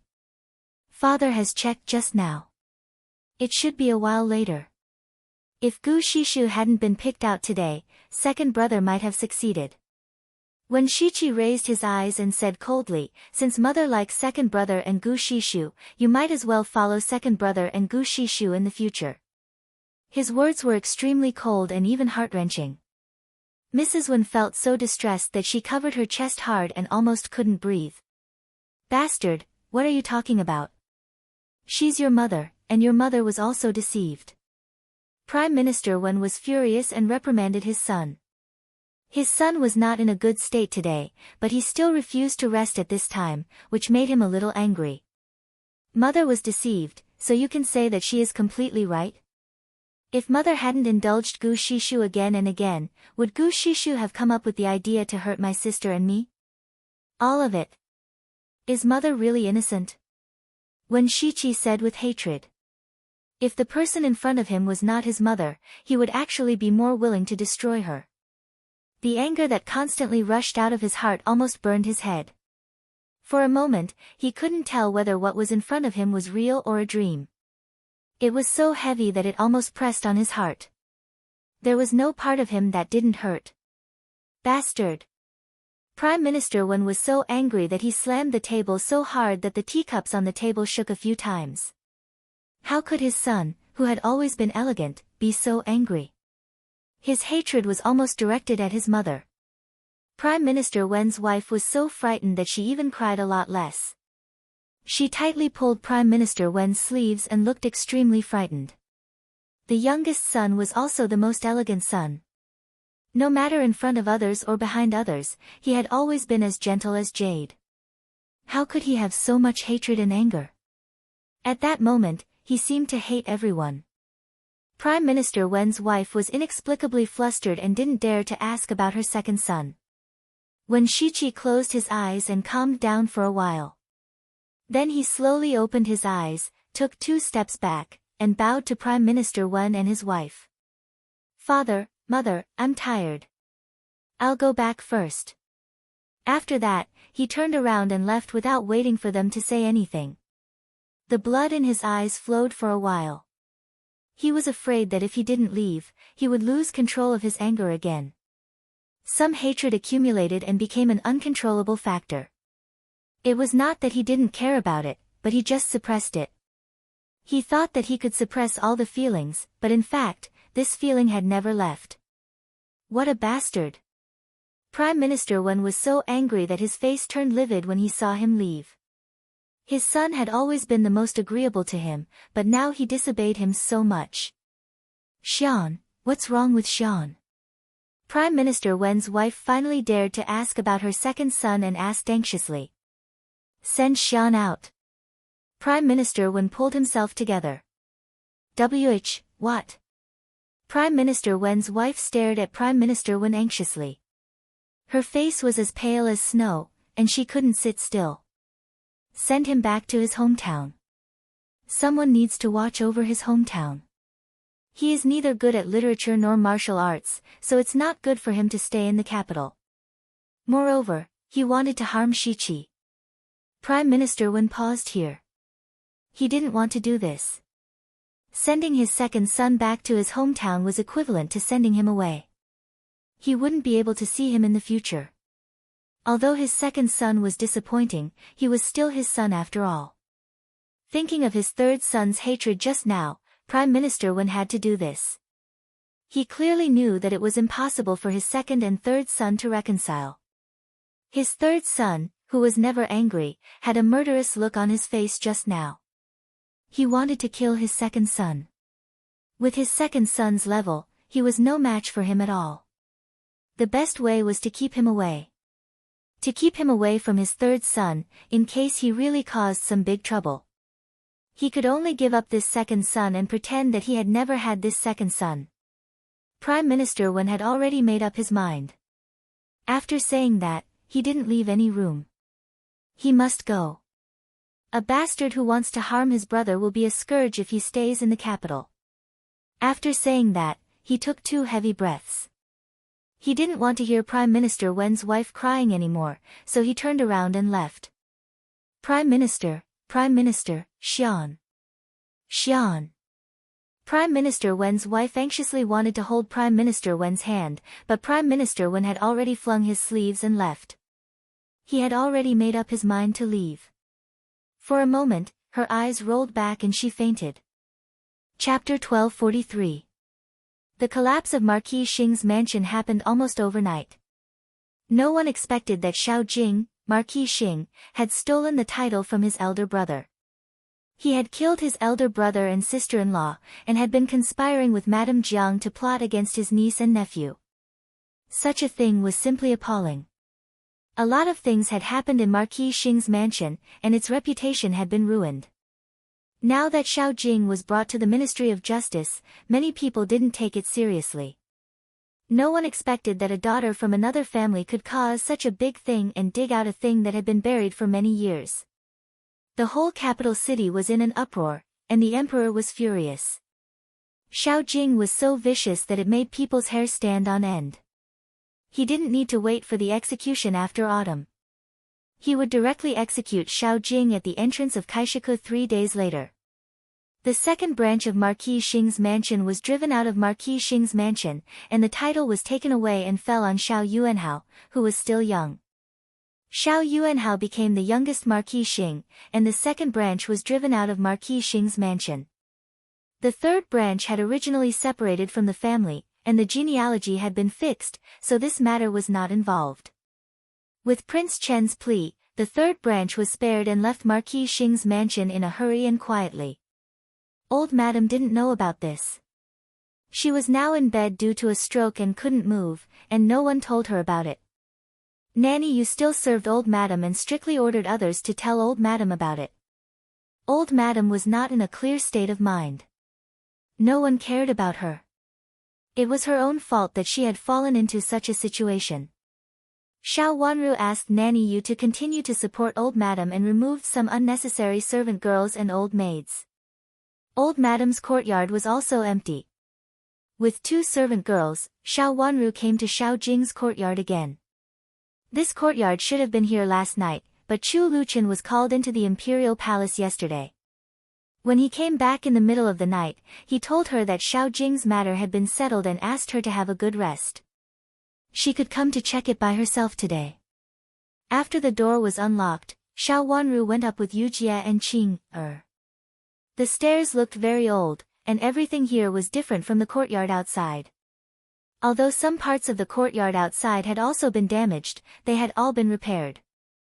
Only here, there were still traces of damage, as if no one had ever repaired it.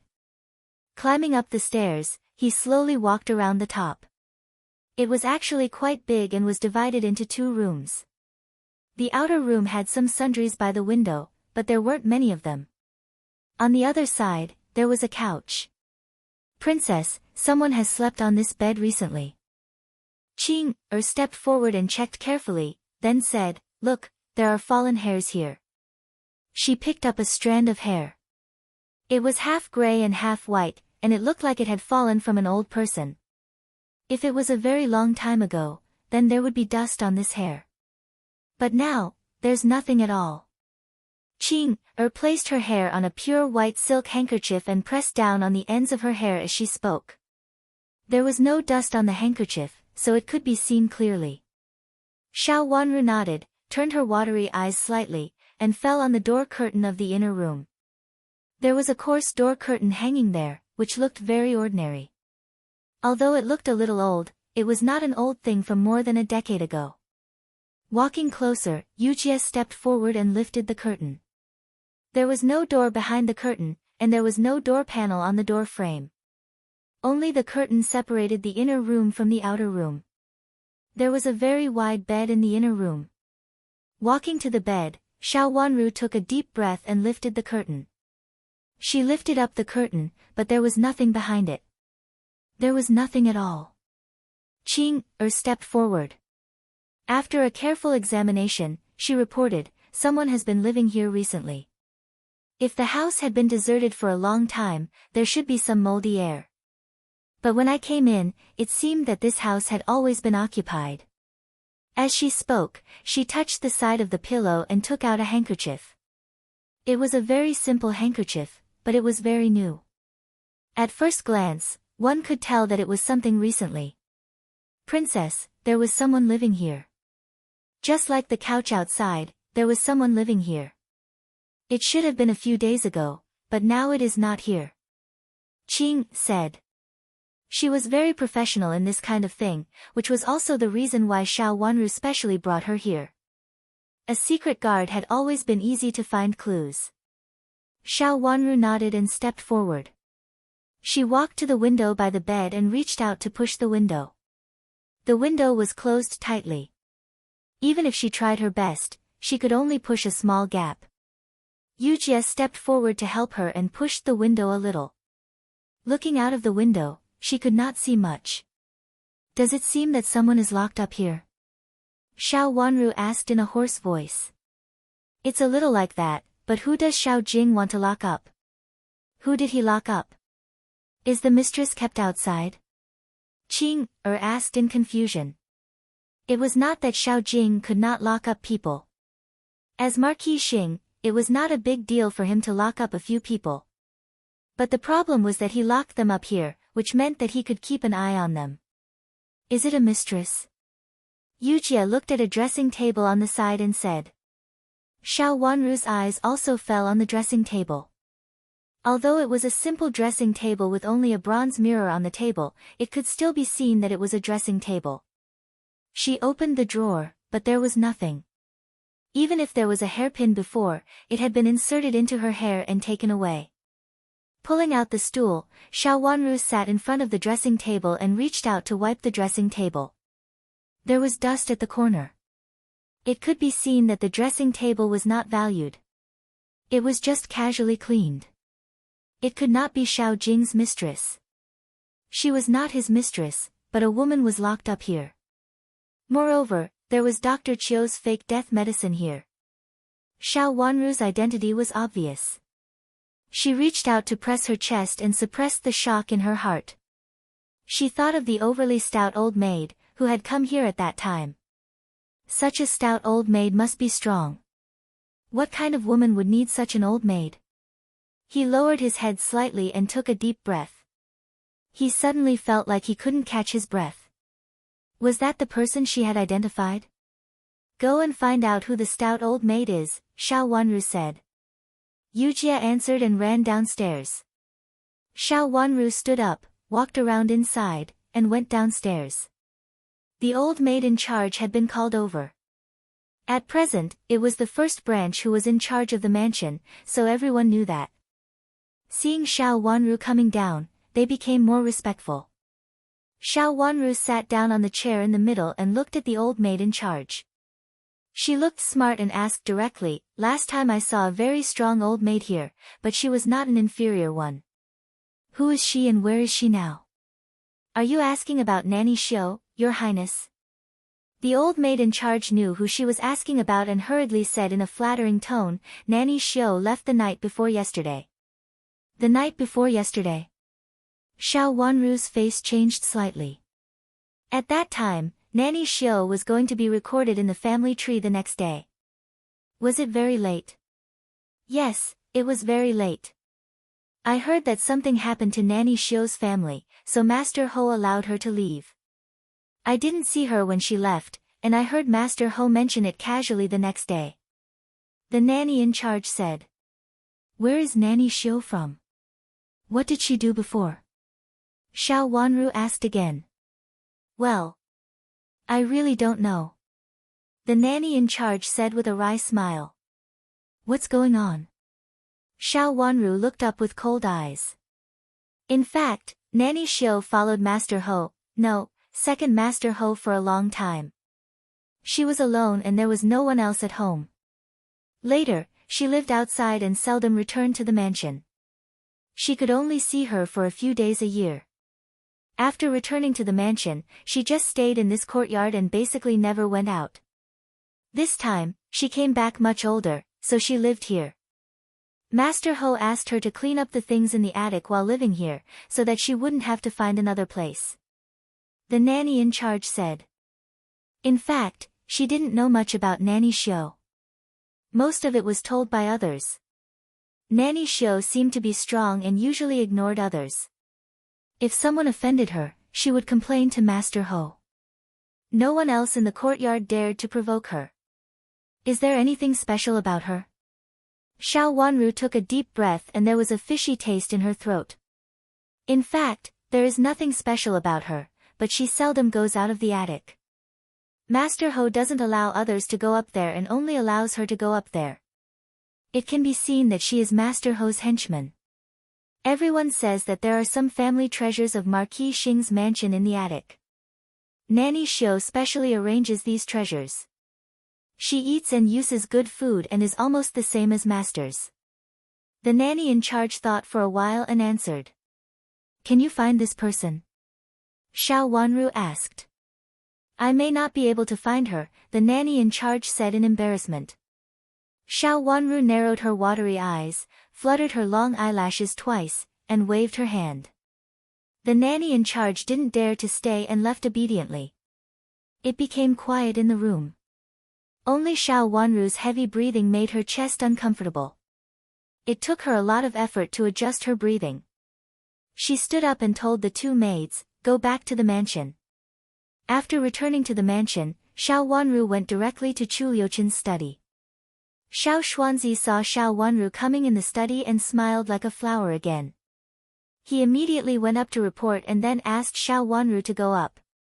Xiao Wanru left the two maids downstairs, followed Xiao Xuanzi to the second floor alone, and finally went to the third floor. In the study on the third floor, Chu Liuchen sat on a large chair, looked at Xiao Wanru with a smile, and waved to her. Xiao Wanru bit her lip and walked over. "What's wrong? Did something happen?" When she got close, Chu Liuchen pulled her over. His handsome eyes glanced at Xiao Wanru's slightly pale lips, and there was a doting look in his eyes. Will you believe what I said?" Xiao Wanru looked at Chu Liuchen in a daze, and her eyes turned red inexplicably.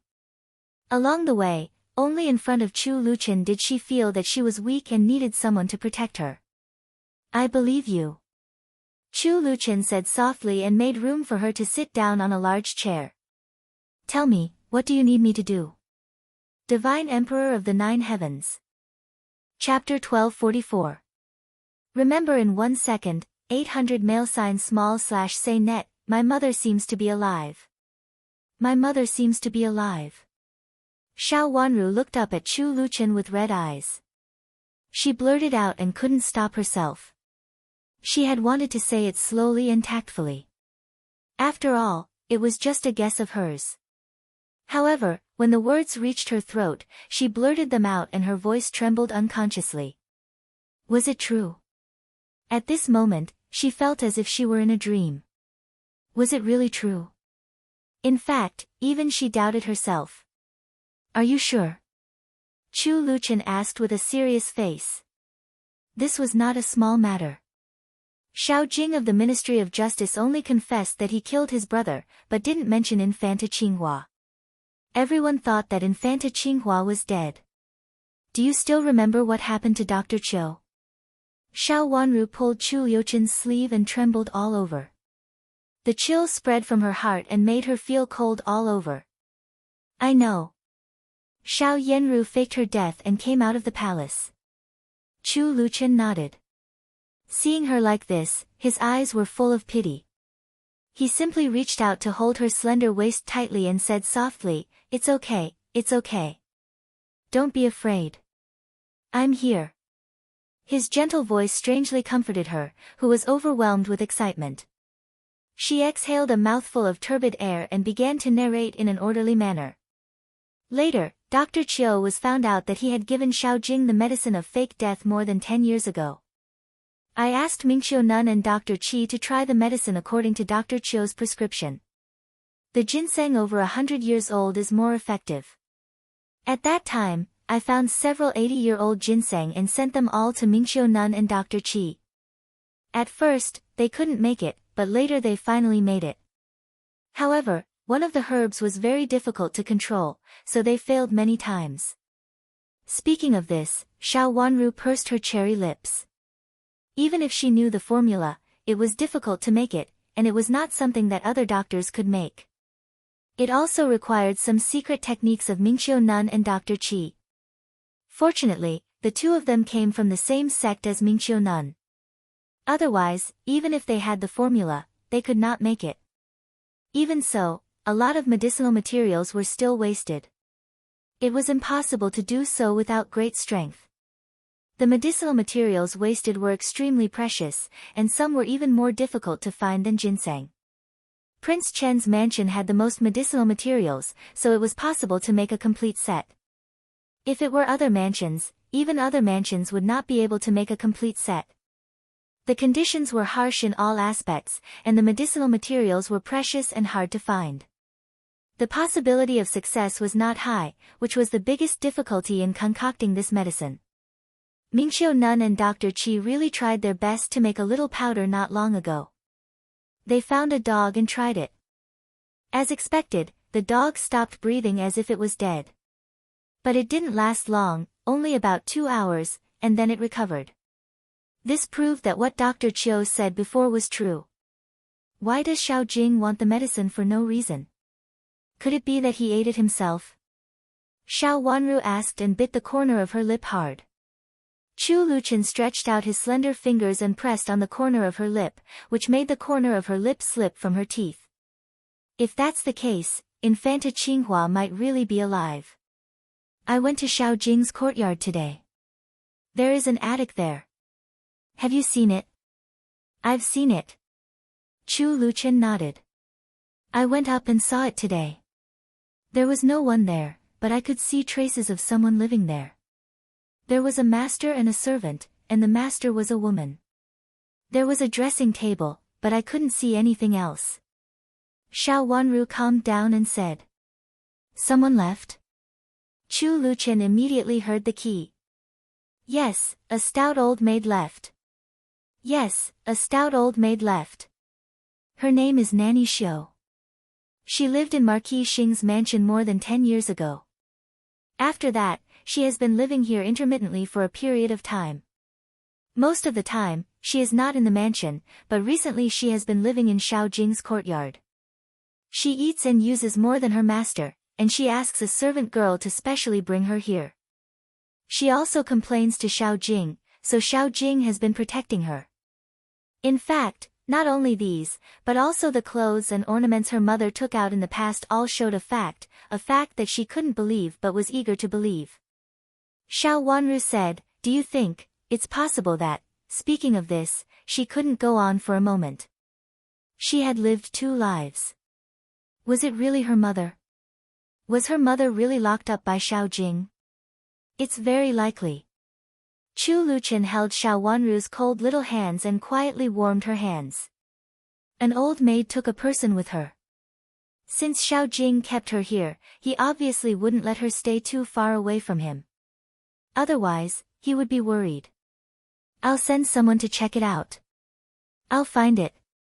I know. Xiao Wanru closed her eyes and simply leaned against him. Because of his words, the heavy stone in her heart became a little more relaxed. She was moved and bitter in the bottom of her heart.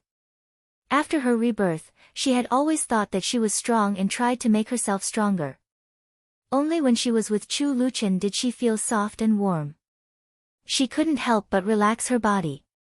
Perhaps it was because she was too nervous before, as she leaned into his broad embrace, his scent enveloping her, causing her to close her eyes and fall asleep in a daze. In her daze, someone hugged her, and she hugged him back. She nuzzled into that warm spot, unwilling to leave it for even a moment.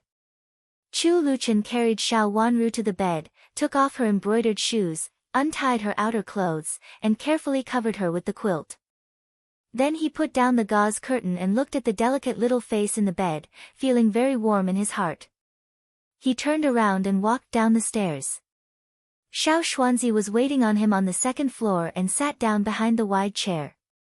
Chu Luchen ordered in a cold voice, "Go to investigate a sturdy old maid and call Qing downstairs.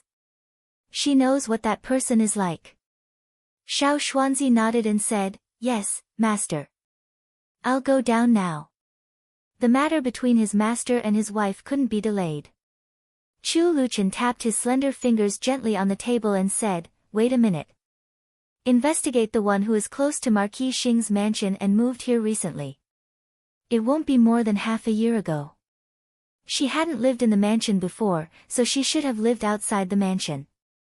No one knew that she lived outside the mansion, which was quite similar to the mistress. Thinking about it more deeply, this mistress used to be the servant girl of Infanta Qinghua. If Infanta Qinghua lived with her at that time, it would be very difficult for them to be found.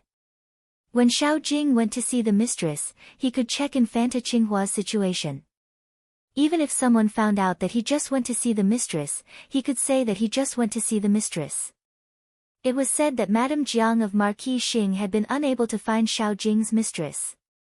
If it was just a mistress, there was no need to go through so much trouble to bring her in. There was no need to keep it a secret. Xiao Jing's mistress had just moved to a new residence. At that time, Infanta Qinghua should have been sent to the attic of Marquis Xing's mansion. With Xiao Jing's character, he was so cautious, so he must have rented a place outside. If Infanta Qinghua was really here, it was just that Xiao Jing felt a little uneasy when she was sent out before. It was not a big deal. Did he want to send Infanta Qinghua here after the matter was settled? If he thought in this way, many things suddenly became clear. Chu Luchen was not Xiao Wanru. He was calmer and had a clearer view. In summary, Infanta Qinghua was probably still alive. But he didn't know why Xiao Jing wanted her alive.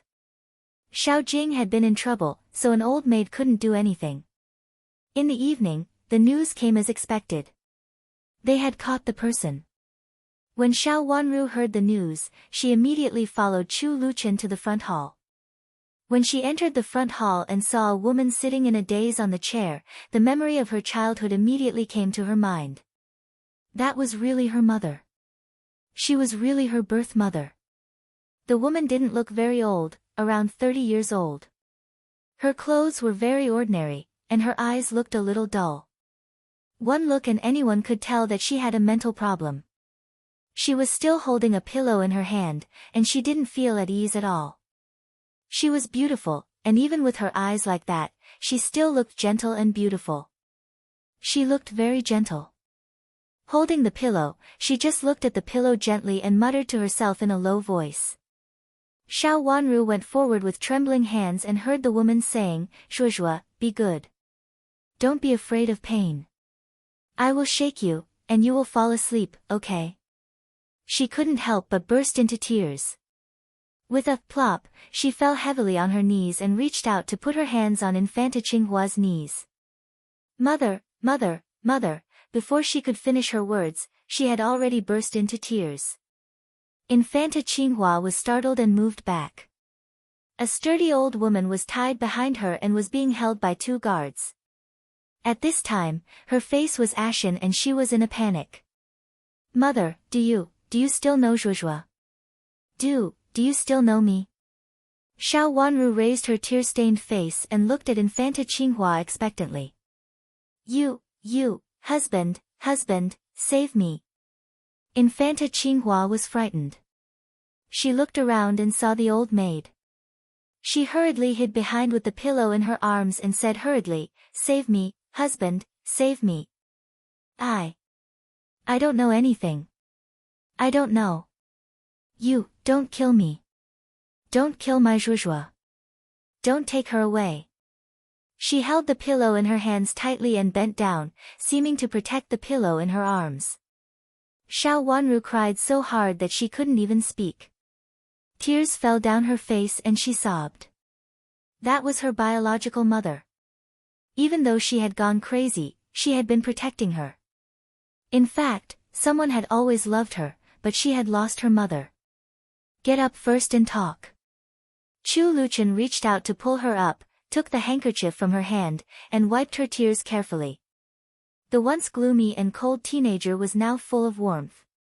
Of course, this warmth was only because the person in front of him was Xiao Wanru. "My mother is still alive. My mother is still alive. She has not died." Xiao Wanru pulled Chu Liuchen's sleeve with an anxious look, surprised and happy. The joy and sadness could not be expressed in words. Now she could only pull Chu Luchen and let him share her joy and happiness. "Yes, it's good news that Infanta Qinghua is still alive. Don't worry. She doesn't look bad. I heard that she is not in good spirits before, and she is still like this now. It's okay. Don't panic." Chu Luchen knew what she was most afraid of now, so he immediately comforted her in a soft voice. Slowly, Xiao Wanru calmed down and finally came back to her senses. She turned her watery eyes and looked at the overly strong old maid. Chapter 1245. The sturdy old maid was indeed Nanny Xiu, an old maid of Marquis Xing's mansion and Xiao Jing's confidant. She was indebted to Xiao Jing. Her only son fought with someone outside and couldn't walk because his leg was injured. Xiao Jing helped her and treated her son's leg. After her son died, she followed Xiao Jing wholeheartedly. After Infanta Qinghua faked her death, she served her and took her to her mother's residence. After her mother left the mansion, she became Xiao Jing's mistress and lived in an inconspicuous house in the capital city. Every time Xiao Jing came here, he was very careful. He went around a few times, changed the carriage, and even changed his luggage. This was also the reason why Madame of Jiang didn't find him, although she was suspicious. Xiao Jing was very cautious. It was not only about a mistress, but also about Infanta Qinghua. As Infanta Qinghua's former maid, her purpose was to guard and serve her. Infanta Qinghua had been locked up for more than 10 years. Infanta Qinghua's mind was not very clear. When she faked her death, she had been like this for so many years. It was rare for her to be sober. Even if she was sober, she couldn't remember many things. Most of the time, she just did what her mother said. She had always known her mother, so she didn't make a fuss. The surrounding people knew that this family was low-key. The man was a businessman and seldom came to the capital city. They didn't care about Xiao Jing's absence. Infanta Qinghua didn't make a fuss, so no one would find that there was an abnormal woman in this family. The news that Infanta Qinghua was still alive spread. The whole capital city almost went crazy. Infanta Qinghua had not died for so many years. Moreover, she had been imprisoned. Xiao Jing should be hacked into pieces. He killed his brother and imprisoned his eldest sister-in-law. Such a vicious and heinous person had been Marquis Xing for so many years. Previously, they thought that Princess Chen had caused a lot of trouble after returning to Marquis Xing's mansion. More or less, some people stood on Xiao Jing's side and thought that Princess Chen might not be a good person. Now, no one stood up to speak for Xiao Jing. When Rui and great elder princess got the news, she held Infanta Qinghua in her arms and cried so hard that she fainted. If it weren't for her granddaughter, Infanta Qinghua would have either died in prison or lost her value and died in Xiao Jing's hands. Rui and great elder princess was a strong woman, but she cried with tears of blood. The rumors outside first pointed to Marquis Xing's mansion, and then shifted from Marquis Xing to Prince Cheng. Nobody knew when it happened, but many people said that Xiao Jing had a good relationship with Prince Cheng. In the past, Xiao Jing would go to Prince Cheng's mansion and talk about Buddhist scriptures with Prince Cheng. The relationship between Xiao Jing and Prince Cheng had always been normal in the eyes of outsiders. Old Madam believed in Buddhism and would ask people to go up the mountain to ask for some Buddhist scriptures from time to time. She said that she wanted to copy them herself. It was not a big deal for Xiao Jing to ask Prince Cheng for a few rare Buddhist scriptures. Xiao Jing had always been smiling and looked like a kind person, like the smiling Buddha statue in the temple. Besides, with Old Madam's gimmick, it was not a big deal for him to visit Prince Cheng occasionally. What he borrowed would be returned. After a while, he became familiar with Prince Cheng and it was okay for him to visit Prince Cheng more often. At that time, Prince Cheng was devoted to cultivation and had high ambitions. He was not close to other officials. Xiao Jing would not be suspected if he visited Prince Cheng occasionally. But now it was different. Prince Cheng's ambition became more obvious as things happened one after another. Now many people were secretly suspicious of Prince Cheng and felt that he was not as pure and inactive as he looked. Since Prince Cheng had an idea, what about Xiao Jing? Did he really go to Marquis Xing's mansion just to copy Buddhist scriptures for Old Madam? Old Madam of Marquis Xing's mansion was not a good person. Did she really know nothing about her second son's behavior? Even if she did not see Xiao Jing kill his brother, what about what happened to Infanta Qinghua in Marquis Xing's mansion? It was said that although Old Madam did not care about the inner court, she had been controlling it behind the scenes. How could she not know what happened in the mansion? Even though he knew about it, he still watched as his second son acted. How could a person with such a disposition be considered a Buddha?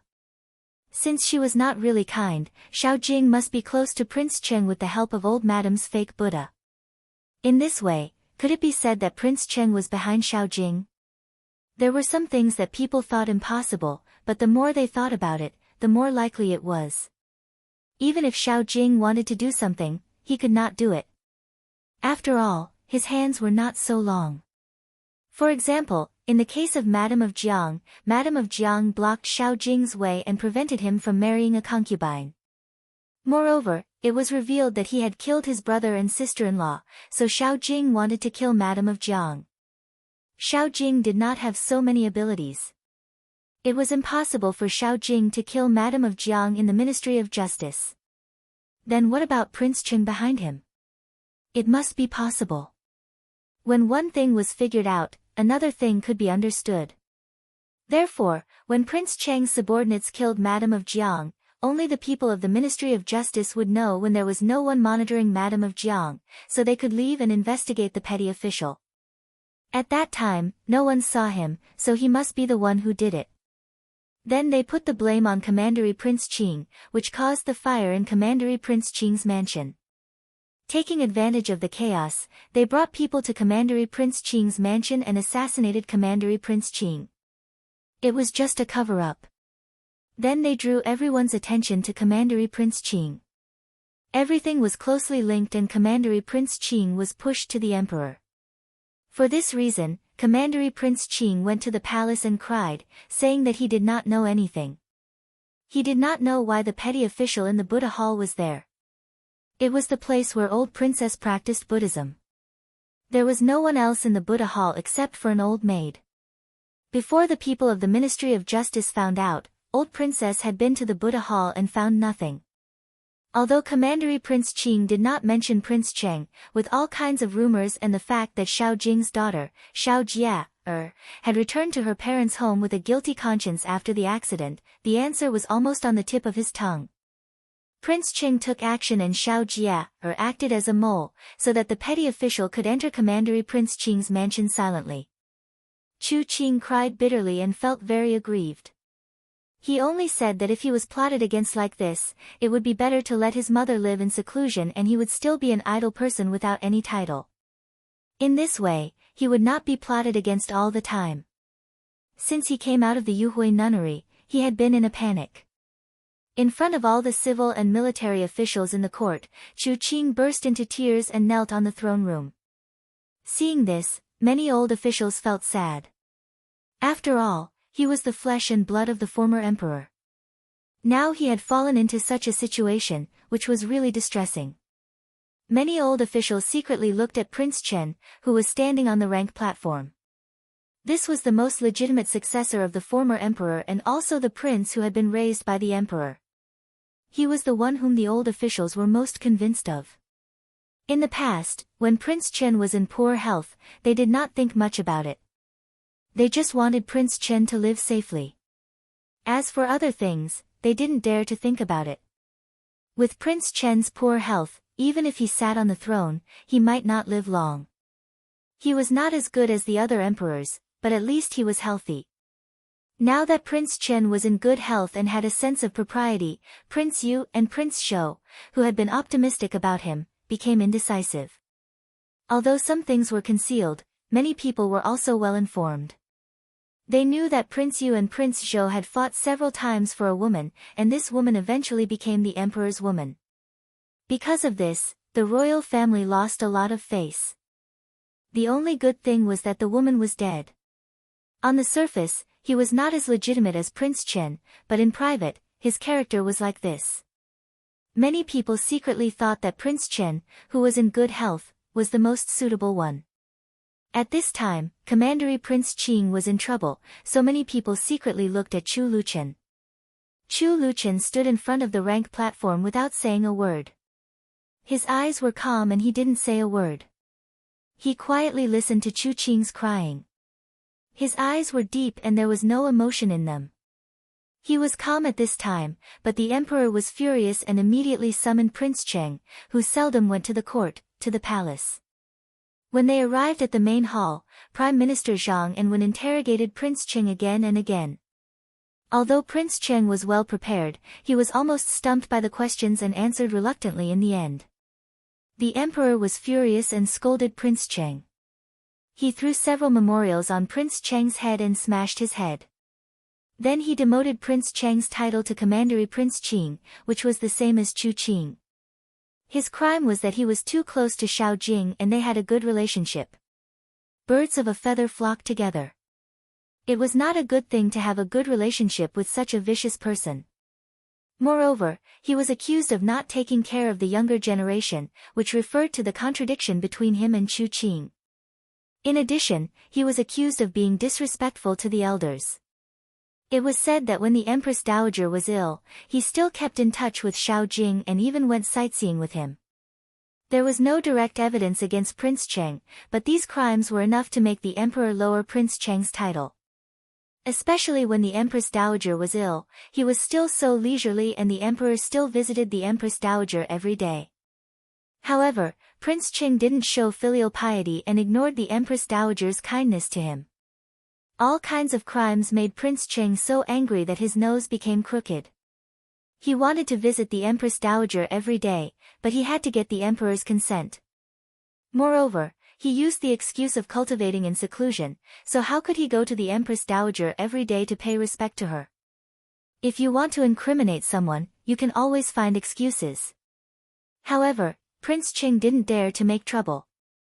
The more he made trouble, the more difficult it would be to deal with. If he was not careful, he might really get himself into trouble. Whoever was involved in the matter of Marquis Xing's mansion would be unlucky. Prince Cheng would not lose the big picture because of a small gain. Although the emperor had no evidence to prove that he really did it, he also had no evidence to prove that he definitely did not do it. Now that Prince Cheng had become Commandery Prince Cheng, his title was reduced, his salary was deducted, and he was asked to meditate in the mansion and was not allowed to go anywhere. It was equivalent to being grounded. He was so angry that he glared at Chu Qing, who was crying there. Then he gritted his teeth and endured everything. He could endure everything. It was not the right time yet. He could endure everything. Xiao Jing, who was in the Ministry of Justice's prison, also knew that Princess Qinghua had been found. He just looked up to the sky and laughed 3 times. After that, he didn't say anything else. Even when the Ministry of Justice punished him again, he didn't say a word. He just wanted to die and didn't say a word about Princess Qinghua. Chapter 1246. 2 Yamen runners dragged Xiao Jing into a room. Xiao Jing staggered in and saw Chu Luchen sitting lazily in the shadow of the lamp.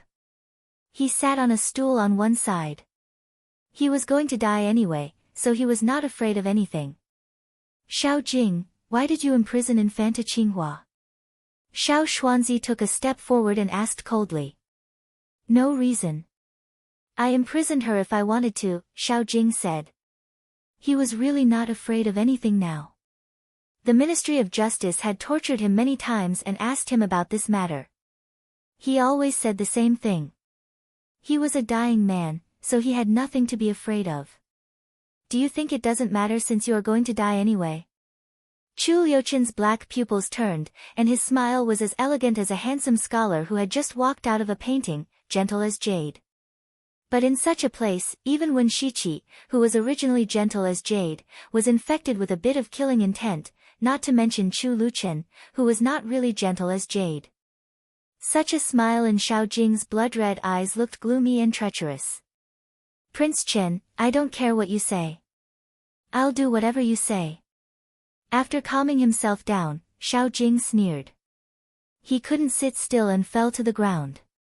Holding the legs of the stool, he raised his head and looked at Chu Luchen provocatively.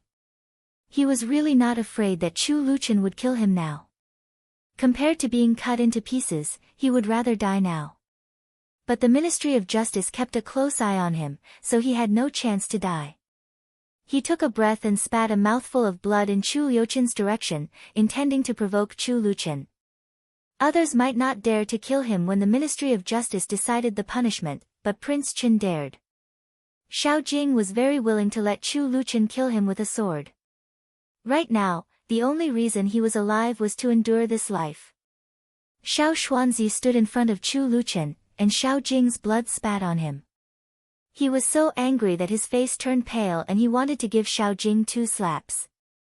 Do you think I can't do anything to you? Chu Luchen said lazily, Xiao Jing, don't forget that you still have a son. So what? If I die, I won't be able to see anything. It's useless for me to worry. Xiao Jing's heart skipped a beat, but he didn't seem to care. Xiao Jing, do you think that I won't know if you don't say anything? Your crime is very serious, and your son will certainly be implicated. Therefore, his official title will be removed, and he will never be an official again. Moreover, his descendants will not be able to become an official in the imperial court for the next 3 generations. Chu Liuchen's eyes fell on Xiao Jing with great interest, and his words were very meaningful. Xiao Jing's hands trembled, but he said, "This has nothing to do with Huan." He was still young at that time and didn't know anything. He has always been good to Princess Chen. Since Princess Chen entered the mansion, Huan has been protecting her. If it hadn't been for Huan, Princess Chen wouldn't have been so peaceful in the past 3 years. Do you mean that your son is still protecting my princess? Chu Luchen raised his eyebrows, and his smile was a little enchanting, but it made people feel cold. Xiao Jing involuntarily swallowed a mouthful of saliva. Although that was what he meant, after hearing Chu Liuchen's words, he inexplicably felt that it was not what he meant. Princess Chen and Huan are good friends, so she definitely won't cut off all of Huan's paths. Xiao Jing argued. But you have harmed my princess's family. Even if I want to let you go, I can't. That's the order from my uncle, but I'm afraid it will be difficult for your son to live. Chu Luchen smiled slightly. There was a sense of sarcasm. Prince, what do you want? Xiao Jing's pupils contracted. He didn't care about Xiao Huan's current difficult situation, but he had to live. Only when he was alive could he have a way out. Don't you know what I am like? Aren't you trying to provoke me? If it were someone else, you definitely wouldn't do that. The reason why you are doing this is because I am willful and reckless. Sometimes, even my uncle can only follow my lead, right? Chu Luchen stretched out his slender fingers and knocked on the table. Now I don't like your son, and I want you to die without descendants. Chu Luchen still said the last sentence with a smile. There was not even a little bit of anger on his handsome face, and he said the words of exterminating the whole family gently. Even though Xiao Jing wanted to die, he couldn't help but shiver at this moment. His face was as pale as snow, without a trace of blood. If this was said by other princes, he wouldn't believe it. But this was Chu Luchen, who even the Emperor and Empress Dowager gave into. If he really did such a thing and exterminated the whole family, even if the Emperor knew about it, he would pretend that he didn't know. His son and daughter were all his hope. It wasn't because he had the spirit of sacrificing himself for others, but because he had to do this. He had committed a serious crime, and he couldn't escape. So he had to risk his life not to tell all the secrets.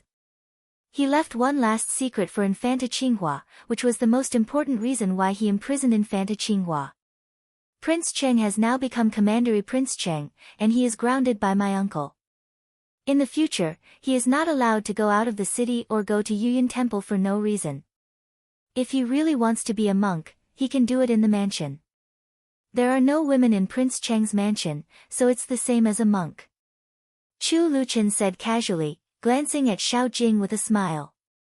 His tepid look made Xiao Jing tremble all over. He raised his head and looked at Chu Luchen with difficulty. This sick and weak prince had never caught his eye. Even though he later recovered, Xiao Jing had never really paid attention to him. This was also the reason why Xiao Wanru could marry into Prince Chen's mansion smoothly. But now Xiao Jing felt that he was really blind. He only thought that Prince Chen was sick, capricious and useless. If the one in front of him was really useless, then the other princes were even more useless. No one could see it as clearly as this Prince Chen. But looking at the certainty in his expression, Xiao Jing knew that he must know something, or that Prince Cheng already had some things under his control. Xiao Jing looked gloomy. He wanted to say something, but he didn't know where to start, so he pursed his lips and closed his mouth again. Your daughter is not in Prince Cheng's mansion now. Prince Cheng may have given her to someone else. I don't know whether it's Prince Yu or Prince Shou. I think it's most likely to be Prince Shou. After all, Prince Shou is hot-tempered and impulsive. But I also heard that most of his concubines died in his mansion. When Prince Zhou is unhappy, he will easily vent his anger on these women. They are just nameless women, so it's not a big deal for a few of them to die. Chu Luqian continued to attack Xiao Jing. His words sounded ordinary, but they made Xiao Jing tremble with fear, and his face turned red with excitement. Don't tell me you don't know that your daughter faked her death to leave the palace. Infanta Qinghua got Dr. Qiu's medicine and faked her death to leave the palace. Of course, your daughter can do it too. Entering the palace is a dead end, so she escaped. I believe that soon, the palace will look for your daughter. Your daughter can't see the light for the rest of her life. Finally, she died in Prince Zhou's mansion without a name. Chu Luqian seemed not to see Xiao Jing's excitement. The black mist in his eyes became thicker, and there was a kind of evil spirit that people couldn't see clearly, which was treacherous and hard to distinguish. Xiao Jing was so shocked that his face turned pale and his hands trembled. It was impossible for anyone else to know these things. How did Chu Luqian know? And why was his daughter in Prince Zhou's mansion? He didn't believe it. It was impossible. His daughter had followed Prince Cheng and was already his woman. Prince Cheng had promised him that if he ascended to the throne in the future, he would give his daughter a high position. Even if she couldn't be the empress for the time being, she could do it with her ability. In the future, his branch would definitely be successful, and the one they relied on was his daughter. The most important thing for him to let his daughter marry into the mansion was to let his daughter be his daughter again. It sounded strange, but the meaning was very clear. If his daughter faked her death to leave the palace, there would be no Xiao Yenru in this world. In the future, when his daughter appeared in front of others, she had to get the title of his daughter. She was also his daughter and his daughter. As long as he recognized her as his daughter, she could also appear in front of others with a justifiable reason. Both of them were his daughters, so it was normal for them to look alike. She could live in seclusion and rarely go out. In the future, when she entered the palace, ordinary people couldn't see her. As for those who saw her, they didn't dare to say anything. But what did he hear just now? It was said that his daughter was sent to Prince Zhou's mansion and served Prince Zhou without a name. His daughter already had a relationship with Prince Cheng. How could she go to Prince Zhou's mansion? Xiao Jing, do you think that Prince Cheng will protect Xiao Yenru as well as your son? Do you think that if I wanted to kill Xiao Hua, then, my uncle, who had just been demoted, would dare to say anything? Chu Luqian smiled. His eyes were as clear as water, and he looked very carefree, but it made Xiao Jing feel a chill in his heart. He knew that Chu Luqian was not joking. What he said was true. Although the smile in his eyes was gentle, there was a hidden bloody aura. If he took action, his son would not be able to escape. Not only his son, but also his daughter would not be able to escape. He blinked his eyes hard and fell to the ground. After taking a few deep breaths, he felt alive again. After my brother left the capital city, he originally went to the south of the Yangtze River. Later, he received the imperial edict and went to the border to find some calligraphy and paintings. I want to know whether my brother has found them or not from Infanta Qinghua. A few calligraphy and paintings? What for? Chu Luqian knew that Xiao Jing's psychological defense had been broken, so he stopped pressuring him and asked lazily. There is a place hidden in the calligraphy and paintings, which refers to the place where the former emperor's tiger talisman is placed. Xiao Jing was in pain all over his body. The spirit that supported him before had collapsed. He answered whatever Chu Luqian asked and did not dare to disobey Chu Luqian anymore. He clearly realized that his disobedience would not only have no effect but would also put his children in danger. Prince Chen was the most terrible person. Others only thought that he was seriously ill and no one cared about him, a patient who abandoned himself to despair. No one expected that this patient could be so powerful after he recovered. He could almost control everyone's thoughts and actions in his heart. Xiao Jing smiled sadly. At this time, since Prince Cheng was willing to hold his daughter in his hands, there was no chance for him to do so. Prince Chen had shown his fangs and no one could hide from him. With Prince Chen's cruel means, only death awaited those who did not compromise. Chapter 1247. Xiao Jing's mind suddenly became clear, and he suddenly remembered something that happened a long time ago. It happened when he was at the border. At that time, he was going to assassinate his elder brother. He wanted the title of Duke Xing. Why could his elder brother accept the title calmly just because he was born a few years earlier than him? He also worked hard, and he could also carry forward Duke Xing's mansion. At the border, he met a strange old man, who didn't look like a man of Dongcang, but like a man of Su country he saw this time. At that time, he stopped his horse to rest by the roadside with his men. The strange old man came to him and shook his head. He was curious, so he asked someone to bring the old man over and asked him why he shook his head at him. The old man said with a smile that he couldn't change anything, but told him that everything would be repaid in the end. What he got today, he would lose tomorrow. It would be his turn to break up a family one day. Now it was true. Although his elder brother was dead, Infanta Qinghua was still alive, and so were his elder brother's children. But what about him? He had nothing. Madame Jiang was dead, and he was going to die. His daughter became a plaything. And his son, even if his son could survive, it would be hopeless. At that time, the old man said something very strange, which made people feel scared. Xiao Jing remembered it inexplicably and couldn't help muttering to himself subconsciously. If the dragon and the phoenix are separated, it will be a sacrifice of life and death, and the sky will be dyed with blood. What? Chu Luchen didn't understand what he said, and inexplicably felt unhappy. He knocked on the table with his fingers and asked unhappily, "What?" "Nothing." "I heard a sentence before," Xiao Jing said bitterly. He really had nothing now. "My elder brother seems to have found some calligraphy and paintings, but I don't know how many there are. Infanta Qinghua can't tell clearly. She seldom wakes up, and when she wakes up, she talks vaguely. It's inconvenient for me to follow her around and ask her about this, so I asked her to fake her death and live in my hands. I can ask her at any time." Later, I finally found out that it was in the capital city. After my eldest brother found it, he sent it to his courtyard in the capital city. I went to find it and gave it to Prince Cheng. As Xiao Jing said, some blurry shadows flashed before his eyes. In the tall palaces, blood was dripping.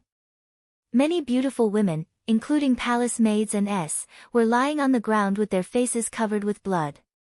Their feet and hands were cut off in several places. Looking at her twisted face, one could imagine how painful her death was. How could it be like this? Impossible. How could it be like this? Xiao Jing spat out a mouthful of blood and collapsed to the ground. His consciousness blurred. Had he let his daughter end up like this after working so hard for so long? Someone, take him away. Seeing that Xiao Jing had fainted, Chu Luchen waved his hand and Xiao Xuanzi shouted. Two yamen runners came from outside the door and dragged Xiao Jing out. Chu Luchen stood up and walked out of the room with Xiao Xuanzi. They happened to meet Wen Shiqi, who had just come over. "Greetings, Your Highness." Wen Shiqi stepped aside and saluted respectfully. "You're welcome, Your Excellency." "Xiao Jing has fainted," Chu Luchen said with a smile. "It doesn't matter," Wen Shiqi said seriously. Chu Luchen didn't move. After looking at Wen Shiqi for a while, he suddenly said with a smile, "I heard that Prime Minister Wen is going to choose a husband for you. Have you chosen a suitable one?" "Thank you for your concern, Your Highness." "Not yet," Wen Shiqi said slowly word by word. "You're not young anymore. You can't always forget your important affairs for the country. When you get married, let me have a drink at your wedding." Chu Luchen teased. "I'll definitely invite you, Your Highness." Wen Shiqi lowered his eyes and said. "That's the best. You won't be alone at night. It's really lonely." Chu Liuchen's handsome lips curved slightly. "I'll leave first. I'll entrust the Ministry of Justice to you. Your Highness, rest assured. I'll definitely take good care of it. Wen Shiqi looked at his toes and said. Hearing his words, Chu Luchen was satisfied. He nodded to him with a smile and walked forward. Wen Shiqi still lowered his head and looked at his shoes motionlessly. After a long time, when he couldn't hear Chu Liuchen's footsteps, he raised his head stiffly and looked in the direction where Chu Luchen left. He slowly put down his clenched fists. What else could he do? Wasn't it all a dream? It was good that she was living well now. Prince Chen was a dangerous person, but such a dangerous person had always been very gentle to her. He could see that gentleness. So what else could he do? Even if he was unwilling, what else could he do? A bitter smile bloomed on his handsome face, with indescribable bitterness. Chu Luchen didn't go back to Prince Chen's mansion but to Rui and Great Elder Princess's mansion. Early in the morning, Xiao Wanru went to Rui and Great Elder Princess's mansion to see her grandma and mother. She was worried about Infanta Qinghua's condition. Although she knew that her grandma loved her mother more than her, she was still worried. When Chu Luchen entered the door, he saw that there were a lot of people in the room. Although Rui and Great Elder Princess's eyes were still red, she looked fine. From time to time, she looked at Infanta Qinghua, who was sitting aside and doing embroidery.